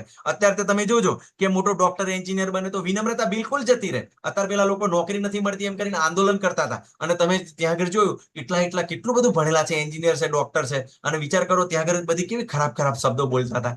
તો આ વસ્તુ વિચારવાનું કે જયારે સાચું જ્ઞાન પ્રાપ્ત થાય છે તો ચોક્કસ આપણને વિનમ્રતા આવે, અને વિનમ્રતા આવે એટલે પછી શું થાય, આપણને દંભ વિહીનતા, એટલે ખોટો દેખાડો ના કરે, બરોબર, કે હું આટલો મોટો છું, આ છું, પેલો છું, બરોબર. બિલકુલ દંભ વિહીનતા નથી રહેતી. આ વિનમ્રતા, આ જ્ઞાનનો પ્રભાવ છે. અને અહિંસા એટલે આપણે જાણી જોઈને કોઈને હેરાન ના કરવા જોઈએ, આપણે પશુ હત્યા ના કરવી જોઈએ, આપણે જીભને ખાવા માટે જાનવરને ન મારવું જોઈએ. અને પ્રભુપાદ તો ભાવાર્થની અંદર એવું લખે છે કે આ ભગવદ્ ગીતાનું જ્ઞાન પ્રાપ્ત કરીને બીજાને પણ બતાવવાનું છે, એવું નથી કે આપણી પાસે રાખવાનું છે. તો એવી રીતે પણ આપણે અહિંસા કરવાની છે, આપણે એને નુકસાન નથી થવા દેવાનું, કે દરેક જીવને સમજાવવા માટે પ્રયત્ન કરવાનો છે.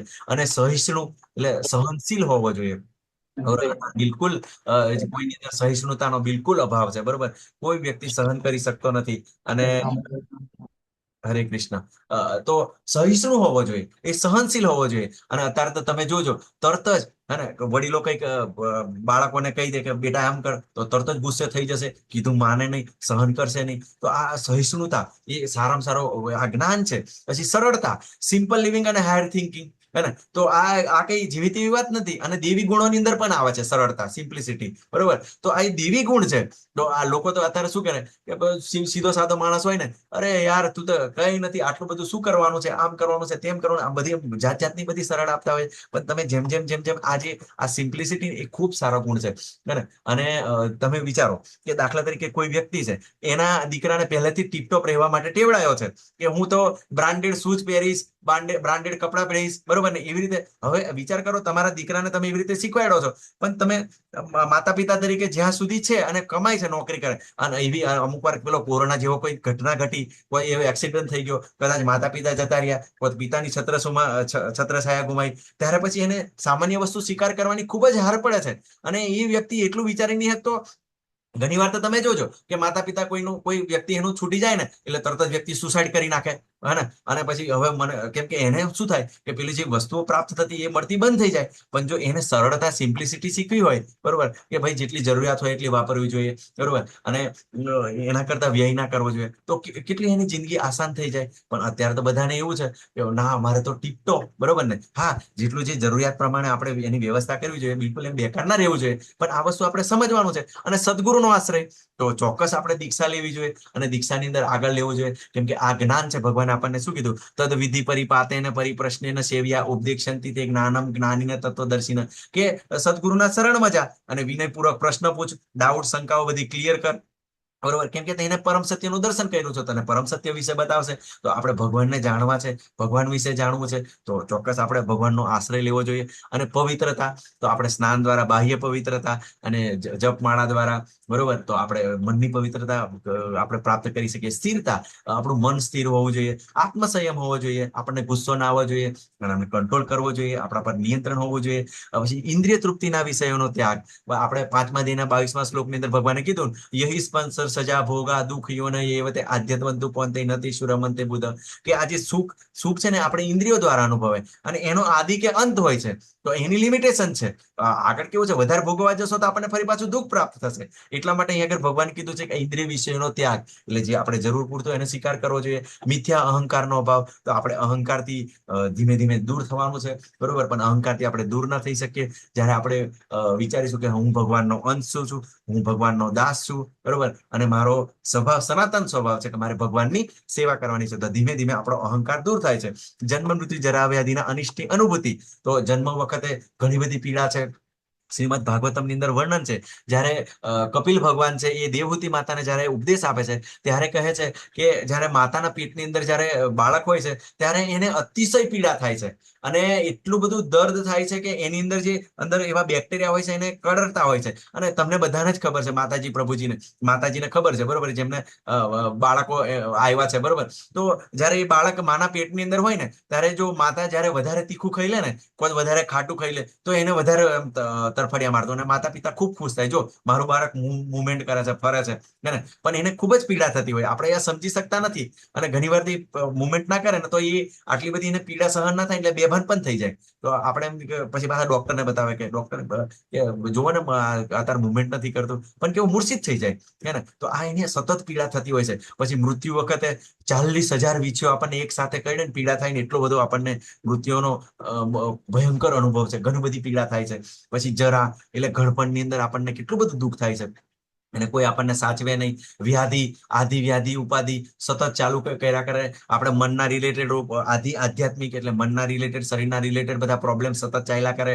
અને ઘડપણની અંદર, બરોબર, આપણે બીજું કે આ નેચરલ ક્લાઇમેટી, બરોબર, ભૂકંપ આવી જાય, વરસાદ આવી જાય, બરોબર, કોરોના જેવું આવી જાય, તો આપણને સતત આપણને અહીં આગળ પ્રોબ્લેમ છે, બરોબર. અને આપણને લોકો પણ હેરાન કરે છે, આધિ ભૌતિક, એની અંદર પશુ દ્વારા, જાનવર દ્વારા, માણસો દ્વારા આપણને હેરાન કરવામાં આવે છે. તો આ સતત ચાલુ રહે છે. તો જન્મ મૃત્યુ જરા વ્યાધિની અંદર અનિષ્ટ એટલે અહીંયા આગળ સતત દુઃખ છે એવું અનુભૂતિ કરવી એ જ્ઞાન છે. પછી વૈરાગ્ય, ડૂઝ અને ડોન્ટ, આ કરવું જોઈએ, આ ના કરવું જોઈએ. તો શાસ્ત્ર પ્રમાણે આપણના જે આચાર્યો બતાવી રહ્યા છે તો એ પ્રમાણે આપણે ચાલવાની કોશિશ કરવી જોઈએ. બાળકો, પત્ની, ઘર તથા અન્ય વસ્તુની મમતામાંથી મુક્તિ, તો આપણે બાળકો, પત્નીને બધાને સાચો પ્રેમ કરવાનો છે.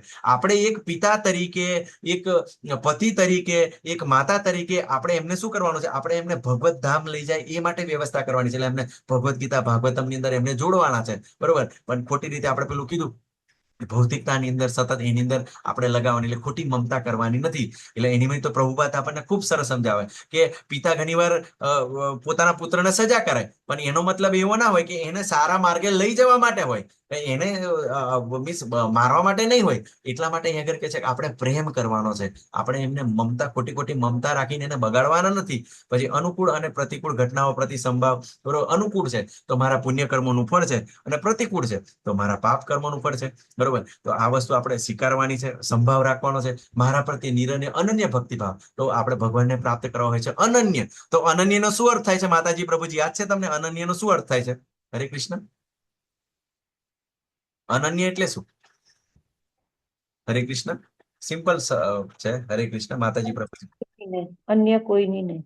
અન્ય કોઈ નહીં, માત્ર ને માત્ર કૃષ્ણ. અનન્યનો બીજો અર્થ થાય કે ન અન્ય, બીજું કઈ જ નહીં. એટલે કરવાની પણ ભક્તિ અને માગવાની પણ ભક્તિ. તો ભગવાનનો નિરંતર ભક્તિભાવ, એકાંતવાસની ઈચ્છા. તો તમે સવારમાં વહેલા ઉઠો તો ઘણા બધા પરિવારના સભ્યો ઉઠ્યા પણ ના હોય, તો ઘણા બધા માતાજીને પ્રોબ્લેમ હોય કે માળા ના કરવા દે, તો વહેલા ઉઠીને પણ માળા કરતા હોય, 3 વાગે 2-2:30 વાગે જોડાઈ જતા હોય. તો ચોક્કસ એકાંતમાં તેની ઈચ્છા કરવી એ પણ એક જ્ઞાન છે. સામાન્ય જનસમૂહથી અલિપ્ત રહેવું, એટલે ઘણી બધી માર્કેટની વાતો કરતા હોય, શેર બજારની માર્કેટ કરતા, મૂવીની વાતો કરતા હોય, તો એવાથી આપણે દૂર રહેવું એ એક જ્ઞાન છે. અને આત્મક સાક્ષાત્કારના મહત્વનો સ્વીકાર કરવો, અને આત્મક સાક્ષાત્કાર અતિ મહત્વનો છે. કેમ કે આ જ જીવનની અંદર, આ જ અવસ્થાની અંદર આપણે આનંદની અનુભૂતિ કરવી છે, બરોબર. હું ભગવાનનો સતત દાસ છું, હું ભગવાનનો સેવક છું, એવી અનુભૂતિ કરવી હોય. એટલા માટે આત્મક સાક્ષાત્કાર ખૂબ જ જરૂરી. અને પરમ બ્રહ્મની તાત્વિક શોધ, બરોબર. ભગવાન કહે છે ને પેલું તદવિધિ પરિપાતે જન્મ કર્મ છે દિવ્ય એવમ યો વેતિ તત્વતઃ, એટલે ભગવાનને આપણે તત્વતઃ, એટલે ભગવાનને શું ગમે છે, ભગવાન કેવી રીતે ભક્તો દ્વારા ખુશ થઈ જાય છે, અને બીજા ભક્તોની સેવા કરવાથી ભગવાન શું રિસ્પોન્ડ કરે છે, તો એ બધું કેવું છે આપણે તત્વતઃ જાણવાનું છે. તો તત્વતઃ જાણવા માટે શું કરવાનું, આપણે શ્રીમદ ભાગવતમના શરણે જવાનું છે અને સારી રીતે જાણવાનું છે. તો આ જે બધું બતાવ્યું ને એને ભગવાન જ્ઞાન તરીકે બતાવે છે. તો આપણને એમ વિચારીએ કે આપણે તો એન્જિનિયર છે, ડોક્ટર છે, આઈએએસ છે, આઈપીએસ છે, તો ભગવાન એ બધું એને અજ્ઞાન કહે છે. કેમ કે આ બધું કેવું છે કે આપણને સમજીને પછી આપણે શાંતિથી રહી શકતા નથી. અને જો તમે એમ વિચારો તો હમણાં થોડાક સમય પહેલાથી એક ડોક્ટર છે, છોકરો, બરોબર, યંગ છોકરો છે, એના પિતાજી પણ ડોક્ટર છે, છતાં પણ સુસાઇડ કર્યું છે સુરતની અંદર. તો આ બધું કેમ થાય છે? કેમ કે આધ્યાત્મિક જ્ઞાન નથી. હવે વિચાર કરો, એના પિતા પણ સર્જન છે, તો કમસે કમ એને એટલો બધો તણાવ છે, તો નહીં ફાવતું તો કદાચ નોકરી પણ છોડી શકતો, બરોબર ને, છોડી શકે છે, અને પોતાના પિતા સાથે રહીને જે કઈ ખાઈ પીને આરામથી રહી શકે છે ને, કે એટલું તો નથી જ, કે કઈ જ નથી. પણ આ કેવું છે કે જયારે આધ્યાત્મિક જ્ઞાન હોય ત્યારે આ વ્યક્તિઓ કોઈ સમજી શકતા નથી, બરોબર. અને આધ્યાત્મિક જ્ઞાન પ્રાપ્ત થાય ને તો ક્યારેય વ્યક્તિ સુસાઇડ ના કરે. કેમ કે જો સુસાઇડ કરે તો એની ખૂબ ખરાબ ગતિ થાય, એને યાતના શરીર પ્રાપ્ત થાય. એટલે જે વસ્તુને કારણે એને જો શરીર છોડ્યું હોય તો એ વસ્તુ એની સામે હોય, પણ તે વખતે એનું પવનનું શરીર હોય, બરોબર, એનું શરીર અલગ પ્રકારનું હોય. એટલે અને બીજી સામે વસ્તુ એ પંચ મહાભૂતોની હોય, તો એને અનુભવ પણ ના કરી શકે, તો અત્યંત દુઃખી થાય છે અને ખૂબ જ હેરાન થાય છે. એટલે જયારે ભગવાનનો ભક્ત બને છે ત્યારે ક્યારેય આત્મહત્યા ના કરે, બરોબર. તો આપણે આ સમજવાનું છે. આગળ ભગવાન કહે છે કે હું જ્ઞેય વિશે કહીશ, જે જાણીને તું બ્રહ્મનું નિત્ય આસ્વાદન કરી શકીશ. આ બ્રહ્મ આત્મા અનાદિ છે તથા મારે આધીન છે, અને આ ભૌતિક જગતના કાર્યકરણથી પર છે. તો શું થાય કે જયારે આ જ્ઞેય છે, જ્ઞેય એટલે આ જે જ્ઞાન પ્રાપ્ત કરીને જે લક્ષ્ય પ્રાપ્ત કરવાનું છે, ભગવત પ્રાપ્તિ કરવાની છે, અને બ્રહ્મનું નિત્ય આસ્વાદન એટલે હું ભગવાનનો દાસ છું, હું ભગવાનનો સેવક છું. તો આપણે સતત જયારે એ ભાવની અંદર રહીએ છીએ ત્યારે આપણને ઘણી બધી અનુભૂતિ થાય છે, બરોબર. અને આગળ 14મા અધ્યાયની અંદર જોશો કે જે ભગવાન પ્રકૃતિ અને આપણી સાથેનો સંબંધ છે, તો જે પ્રકૃતિ સાથે બાયપાસ થઈ જાય છે, સત્વગુણ અને ગુણાતીત અવસ્થાની અંદર આ નિત્ય આસ્વાદન આપણે કરી શકીએ છીએ. તથા બ્રહ્મ તથા શરીર અનાદિ છે, આત્મા અનાદિ છે, એટલે આત્માનો ક્યારેય નાશ નથી થતો. ન હન્યતે હન્યમાને શરીરે, તો આ સતત ચાલ્યા કરે છે, અને મારે આધીન છે. આ ભૌતિક જગતના કાર્યકરણથી પર છે, એટલે આપણે ભૌતિક જગત સાથે લેવા દેવા નથી, આપણે આધ્યાત્મિક સાથે લેવા દેવા છે. કેમ કે આત્માનો સ્વભાવ અધ્યાત્મ છે. જેમ જેમ જેમ અધ્યાત્મ આપશું તેમ તેમ તેમ તેમ આપણને આ બધી અનુભૂતિ આગળ થશે. આગળ ભગવાન કહે છે પરમાત્મા સર્વ ઇન્દ્રિયોના આદિ સ્ત્રોત છે. હવે તમે ઇન્દ્રિયોને કંટ્રોલ કરવા માંગો છો તો ભગવાનનું એક નામ છે ગોવિંદ, ભગવાનનું એક નામ છે ઋષિકેશ છે. ઋષિકેશનો અર્થ થાય છે ઇન્દ્રિયોના સ્વામી. જો તમે ઇન્દ્રિયોના સ્વામીની સેવા કરશો ને તો ઓટોમેટિક આ બધી ઇન્દ્રિયો કંટ્રોલ કરશે. અને પ્રભુપાદ કહે છે કે જેવી રીતે પેલો સાપ હોય ને, સાપને પેલા શું કહેવાય, એનો જો દાંત પાડી દેવામાં આવે ને પછી એના ઝેરની અસર થાય નહીં, એવી રીતે જયારે ભક્તિની અંદર લાગે છે ત્યારે ઇન્દ્રિયો છે, બરોબર, તો બિલકુલ જે કાર્ય તો બિલકુલ કરતી જ હોય છે, પણ ઉપદ્રવ ના મચાવે, બરોબર ને, તો એ નિયંત્રણમાં હોય છે. તો આ વિચારવાનું છે. આગળ શું કીધું કે તેઓ ઇન્દ્રિય રહિત છે. મતલબ ઇન્દ્રિય રહિત એટલે કે ભગવાનની ઇન્દ્રિયો એ આધ્યાત્મિક છે, આપણા જેવી ઇન્દ્રિયો નથી. અને દરેક ઇન્દ્રિય દ્વારા કોઈ પણ ભગવાન કાર્ય કરી શકે છે. તેઓ જીવોના પાલન કરનાર હોવા છતાં અનાસક્ત છે. તો ભગવાન આવે છે અહીંયા આગળ, કોઈ રાવણ છે, કંસ છે, બધા ભગવાનનો વિરોધ કર્યો, એનું હવા પાણી બધું બંધ કર્યું ભગવાને, તો સતત ભગવાન ગમે તેવી અવસ્થા તમે વિરોધ કરો ના કરો છતાં ભગવાન એનું પાલન કરે છે, બરોબર. તેઓ પ્રકૃતિના ગુણોથી પર છે, એટલે ભગવાન ગુણાધીશ છે, બરોબર, અને ગુણાતીત પણ છે. જ્યારે આપણે ગુણાધીશ છીએ એટલે ગુણોને આધીન છે, અને આપણે ગુણાધીન છીએ, બરોબર, ગુણાધીન, ગુણોને આધીન છે. અને ભગવાન ગુણાધીશ છે અને પ્રકૃતિના સ્વામી છે. એટલે ભગવાન શું કીધું, દેવીયશી ગુણમમી મમ માયા દુરાતયા મામે વે પ્રબંધિ તે માયા મેતા તરંતી તે, કે શું કરે છે. તો આ જે પ્રકૃતિ છે એ ભગવાનના નિયંત્રણમાં છે. માયા અધ્યક્ષ એને પ્રકૃતિ સુયતે સર્યાચરમ, કે મારી અધ્યક્ષતાની અંદર પ્રકૃતિ કાર્ય કરે છે. તો ભગવાનના અંડરમાં છે આ પ્રકૃતિ. તો આ ધ્યેયની અંદર આપણે પ્રકૃતિ વિશે આપણે જાણી રહ્યા છે.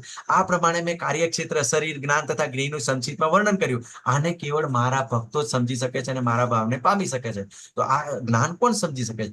ભક્તો અસીમે સકાશેથી. ફરી ભગવાન આપણને કહી રહ્યા છે કે જે આ ભક્ત છે ને એ જ આ શરીર અને આ જ્ઞાન અને જ્ઞેય ગોળ છે, લક્ષ્ય છે, એ સમજી શકે, બાકી કોઈ સમજી શકતા નથી. એટલે આપણે ભગવાનની ભક્તિની અંદર લાગવાનું છે અને આ સારી રીતે સમજવાનું છે. આગળ ભગવાન શું કહે છે, ભૌતિક પ્રકૃતિ તથા જીવોને અનાદિ સમજવા અને તેમના વિકાર તથા ગુણોને પ્રકૃતિજન્ય સમજવા.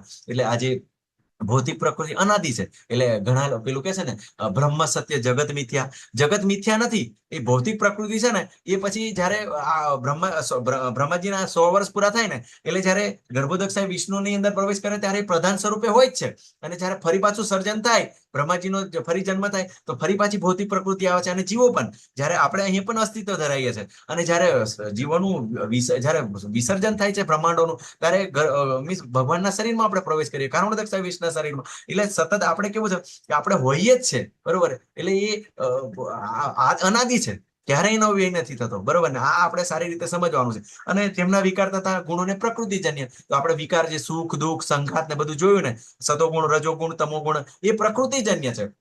એટલા માટે જયારે આપણે તમે જોજો ભગવદ ગીતાના મુખ્ય 5 વિષય છે: પ્રકૃતિ, જીવ, કાળ, કર્મ અને ભગવાન. તો આપણે કેવું છે, આપણે જેવું આપણું કર્મ બદલાશે ને એટલે આપણી પ્રકૃતિ પણ બદલાશે, આપણો સ્વભાવ પણ બદલાશે અને આપણું ડેસ્ટિનેશન પણ બદલાઈ જશે. તો ચોક્કસ આપણે જાણવાનું કે એક જ વસ્તુ એવી છે કે કર્મ છે.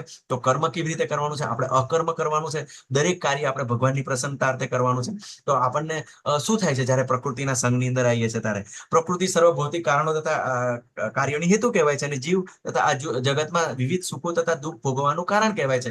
આપણે તો કેવું છે, ભગવાનના અંશ છે, આપણે એની સાથે કઈ લેવા દેવા નથી, પણ આ ભૌતિક પ્રકૃતિની અંદર આવીએ છે અને એને આપણે ભોગવવાની, નિયંત્રક બનવાની અને માલિક બનવાની કોશિશ કરીએ છીએ. અને ત્યારે આપણને જયારે પ્રાપ્ત થાય ત્યારે આપણે સુખ અનુભવીએ છીએ, અને જયારે આપણે મનગમતું પ્રાપ્ત નથી થતું તો આપણે દુઃખ અનુભવીએ છીએ. તો આ કેવું છે, ભૌતિક પ્રકૃતિને તમે આ ઈચ્છાઓ પૂરી કરી શકે એ માટે જ બનાવવામાં આવી છે અને ભગવાને બનાવી છે, બરોબર. પણ એકચ્યુઅલી આપણું ધામ કયું છે? આપણું ભગવત ધામ છે.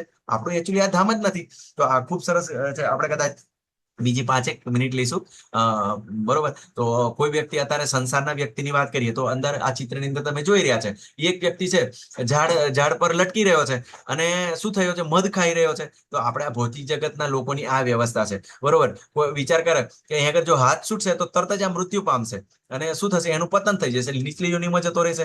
હવે વિચાર કરો કે કોઈ વ્યક્તિ એમ વિચારે કે હું ખૂબ જ શક્તિશાળી છું, હું બહુ કસરત કરું છું, મારા હાથ મજબૂત છે, ઘણો ટાઈમ પકડી રાખીશ. તો તમે જોજો અહીં આગળ હાથી છે, આ તરત જ મૃત્યુ આવશે અને ઉખાડીને તરત જ અંદર આપણને ફેંકી દેશે, તો પણ આપણને મૃત્યુ પ્રાપ્ત થશે. પછી આ જે ઉંદર દેખાય છે એ આ ડાળને કોચી રહ્યા છે. તો આ દિવસ રાત છે. તો દિવસ રાત તરીકે આપણું આયુષ્ય સતત આપણું ઓછું થઈ રહ્યું છે. તો એમ પણ આપણું મૃત્યુ આવશે. અને તમે જોજો આજુબાજુની અંદર એને માખીઓ પણ ડંખ મારી રહી છે, હે ને. તો આ આધિદેવિક, આધિ આધ્યાત્મિક અને આધિ ભૌતિક, આ ત્રિવિધ તાપ છે.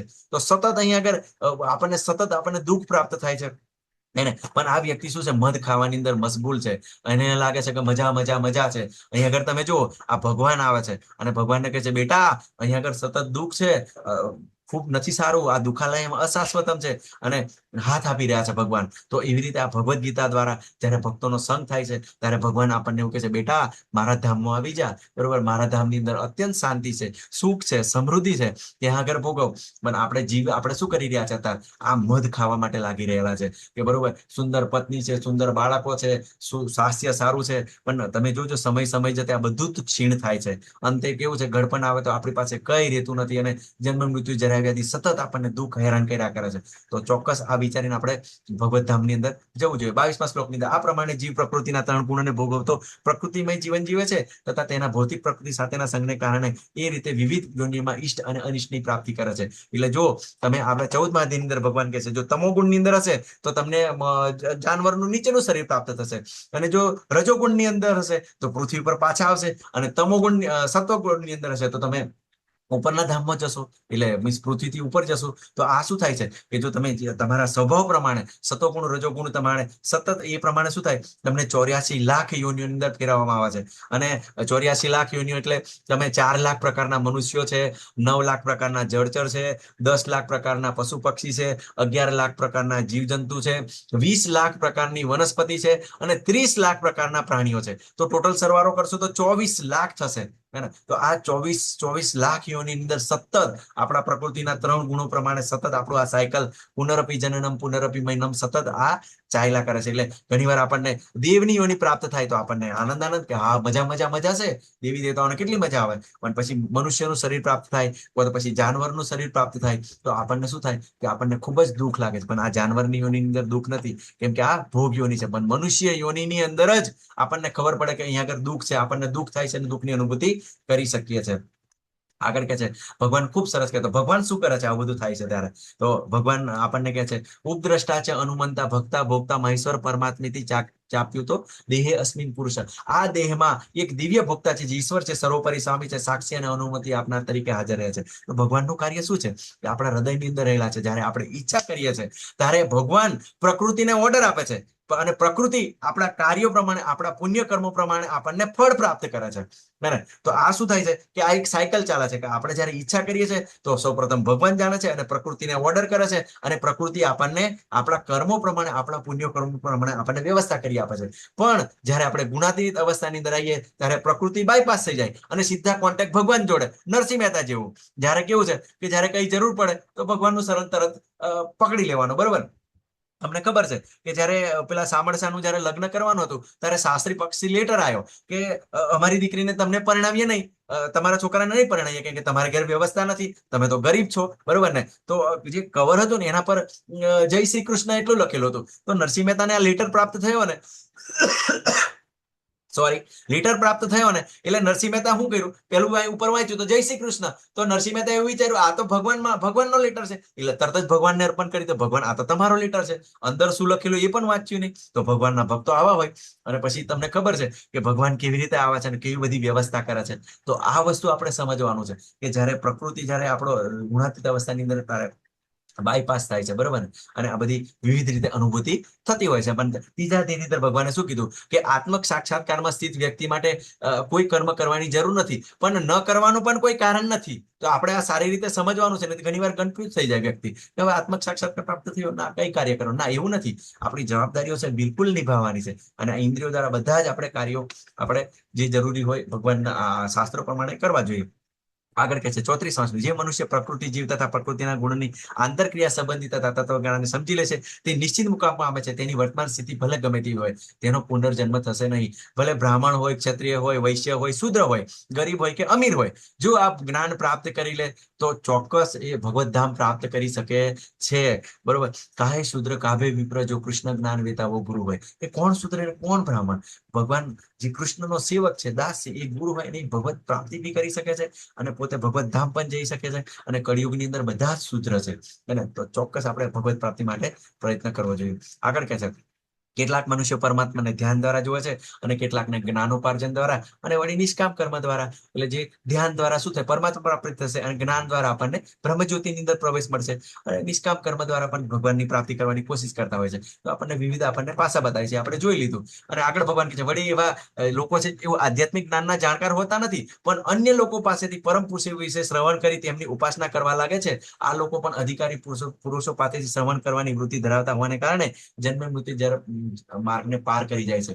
હવે વિચાર કરો, ઘણા એમ વિચારે કે હું તો કઈ જ્ઞાન નથી, પણ આપણે આ ભગવદ્ ગીતાના ક્લાસની અંદર જોડાશું તો આપણે આ જે જ્ઞાન છે એ ગુરુ પરંપરાની અંદર આપવામાં આવે છે, પ્રભુપાદ દ્વારા વર્ણન છે. બરોબર? અને જે આપણે ચર્ચાઓ કરી રહ્યા છે, તો આપણે કેવું છે કે જયારે ગુરુ પરંપરાની અંદર, એટલે પરમ પુરુષ જે ગુરુ પરંપરાની અંદર આવેલા જે અધિકારી પુરુષ સાથે જયારે આપણે સાંભળીએ છીએ ત્યારે પણ આપણે આ શ્રવણ કરવા માત્રથી જન્મ મૃત્યુના માર્ગને આપણે પાર કરી જઈએ છીએ. અહીંયા આગળ દેવહૂતિ માતા છે, જયારે એમને ઉપદેશની જરૂર પડી ત્યારે એમને પોતાના પુત્ર કપિલ ભગવાન સાથે એમને ઉપદેશ પ્રાપ્ત કરે છે અને ભગવત ધામ પ્રાપ્ત કરે છે. તો આવી રીતે કેવું છે કે અધિકારી પુરુષ પાસેથી શ્રવણ કરવું ખૂબ જ જરૂરી છે. આગળ 28મા શ્લોકની અંદર કહે છે ભગવાન જે મનુષ્ય પરમાત્માને સર્વ શરીરમાં આત્માની સાથે રહેલો જાણે છે અને જે સમજે છે આ નશ્વર શરીરમાં રહેલો ન તો આત્મા કે ન તો પરમાત્મા ક્યારે નષ્ટ થાય, તે જ વાસ્તવમાં જુએ છે.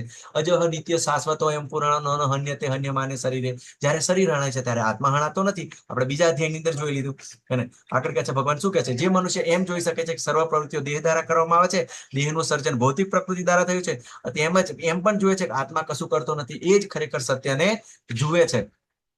તો આપણે આ કેવી રીતે સમજી શકીએ? દાખલા તરીકે આપણે કોઈ સિરિયલ જોઈ રહ્યા છે, તો સિરિયલની અંદર કોઈને અત્યાચાર થઈ રહ્યો છે, તો માતાજીને બધાને ખબર છે કે શું કરે, જયારે આ જુએ ને ત્યારે માતાજીને આંખમાં આંસુ આવી જાય. પણ સત્ય શું છે કે ક્યાંય માતાજી એનીમાં ઇન્વેસ્ટ નથી કર્યો. બરોબર? અને જ્ઞાન આપણને સમજ આવે ત્યારે આપણને ખબર પડે હાલો તો એક્ટિંગ કરી રહ્યા છે, અને એ એક્ટિંગ કરવાના એ લોકોને તો પૈસા મળે છે. ઉપરથી આપણે ટીવી ચાલુ કરીને આપણને તો આપણું લાઇટ બિલનું પણ નુકસાન થાય છે. તો આ બધું આપણે ત્યારે સમજી શકીએ કે આ બધું કેવું છે કે આત્માને શરીર સાથે કઈ લેવા દેવા નથી. જેવી રીતે ટીવીની અંદર જે કેરેક્ટર છે એનું આપણે એમની સાથે કઈ લેવા દેવા નથી, છતાં આપણે દુઃખી થઈએ છીએ. કે આપણે ભગવાનના અંશ છીએ, આપણે ભગવાનના દાસ છીએ, તો આપણે હંમેશા સચ્ચિદાનંદ છે. આપણે આ સમજી શકતા નથી. તો એના માટે કહે છે કે જે કશું કરતો નથી એ જ સત્યને જુએ છે. આ જ્ઞાનની અવસ્થા છે. આગળ ભગવાન કહે છે કે હે ભારત, જેવી રીતે એકલો સૂર્ય આ સમગ્ર બ્રહ્માંડને પ્રકાશિત કરે છે, તેવી રીતે શરીરમાં રહેલો આત્મા સમગ્ર શરીરને ચેતનાથી પ્રકાશિત કરે છે. જ્યારે આપણે કોઈ શરીરની અંદર જ્યારે આત્મા હોય ત્યારે એને આપણે ફિલિંગ અનુભવી શકીએ છીએ, એની હલનચલન અનુભવી શકીએ છીએ. જેવી રીતે સૂર્ય આખા બ્રહ્માંડને પ્રકાશિત કરે છે, આત્મા બિલકુલ દરેક શરીરના અંગ અંગ સુધી આપણે એને સ્પર્શ કરીએ એટલે આપણે એની અનુભૂતિ કરી શકીએ કે આની અંદર ચેતના છે. બરોબર. આગળ કહે છે જે મનુષ્ય જ્ઞાનના નેત્રથી શરીર તથા શરીરના જ્ઞાતાની વચ્ચેના ભેદને જુએ છે અને ભૌતિક પ્રકૃતિના બંધનમાંથી મુક્ત થવાની પ્રક્રિયાને જાણે છે, તે પરમ ધ્યેયની પ્રાપ્તિ કરે છે. તો આપણે આવતીકાલે જોશું આ પ્રકૃતિના 3 ગુણોમાંથી કેવી રીતે મુક્ત થઈ શકાય છે ને. અને જ્ઞાનના નેત્રોથી જ્ઞાન દ્રષ્ટિ આપણને પ્રાપ્ત થાય છે. તો આ જ્ઞાન દ્રષ્ટિ કેવી રીતે પ્રાપ્ત થાય? તો આપણે વારંવાર ભગવદ્ ગીતા ભાગવતમનું શ્રવણ કરશું. અત્યારે આપણને એવું લાગે છે આ ભગવાન પ્રભુજી આ કઈ જ સમજાતું નથી, કેમ કે આપણે કેવું છે, આપણે પ્રાણમય અને પેલી અપ્રાણમય ચેતનાની અંદર છે. જયારે આપણે જ્ઞાનમય ચેતનાની અંદર, વિજ્ઞાનમય ચેતનાની અંદર આવશું ને, તો આ બધું જ આપણને ધીમે ધીમે ધીમે ધીમે બધું સમજાશે. અને પછી શું થાય? અંતે ભગવત પ્રાપ્તિ થાય છે. તો આપણે ગુણાતીત થવાનું છે. અને આવતીકાલે ખૂબ સરસ અતિ મહત્વનો અધ્યાય છે. તો આપણે ગુણથી આપણને કોણ પર કરે છે કે તો આ ચૈતન્ય મહાપ્રભુજી આયા કળિયુગની અંદર અને એમને શું કીધું? હરે કૃષ્ણ કૃષ્ણ કૃષ્ણ હરે હરે, હરે રામ રામ રામ હરે હરે. જ્યારે આપણે ભગવાનના જે નામનું જો કીર્તન કરશું, શ્રવણ કરશું, તો ચોક્કસ પ્રકૃતિના 3 ગુણો આપણેથી દૂર થઈશું અને ચોક્કસ આપણે ભગવત પ્રાપ્તિ થઈશું. તો બધા જ સોલ્યુશનનું સોલ્યુશન છે હરે કૃષ્ણ મંત્ર. તો આ સાથે આપણો અધ્યાય પૂરો થાય છે. આપણે ટેક અવે શું કરવાનું છે? આપણે શરીર નથી, આત્મા છે. બરોબર, આત્મા છીએ અને આપણે કેવું છે કે આ બધું જ જ્ઞાનને સારી રીતે સમજવાનું છે. અને જે ભગવાને આપણને બતાવ્યું છે તો એને સારી રીતે સમજવાની કોશિશ કરવાનું છે. અને આત્માને પ્રકૃતિ સાથે કઈ લેવા દેવા નથી, પણ આપણે પ્રકૃતિના સંગને કારણે આપણે સુખ અને દુઃખની અનુભૂતિ કરે છે. અને જ્યારે આ અવસ્થાને આપણે જો પ્રકૃતિના ગુણોને પાર કરી જઈએ ત્યારે ચોક્કસ આપણે ભગવત ધામ પ્રાપ્ત કરી શકીએ છીએ. અને આ જ જીવનની અંદર આપણે પરમ અનુભૂતિ પણ આનંદની અનુભૂતિ કરી શકીએ છીએ. વાંછા કલ્પતરુભ્યશ્ચ કૃપા સિંધુભ્યો ચ પતિતાનાં પાવનેભ્યો વૈષ્ણવેભ્યો નમો નમઃ. 15 મિનિટ થોડી વધારે લીધી, માફ કરજો. હરે કૃષ્ણ. કોઈને કોઈ પ્રશ્ન હોય તો પૂછી શકો છો માતાજી પ્રભુજી. હરે કૃષ્ણ. હરે કૃષ્ણ. કોઈને કઈ પ્રશ્ન હરે નથી? કૃષ્ણ પ્રભુજી. હા હરે માતાજી. કૃષ્ણ પ્રભુજી. હરે કૃષ્ણ. હા માતાજી બોલો. પ્રભુજી, ગોવિંદ ભગવાનનું ગોવિંદ નામ છે. ગોવિંદ એટલે ઇન્દ્રિયોનો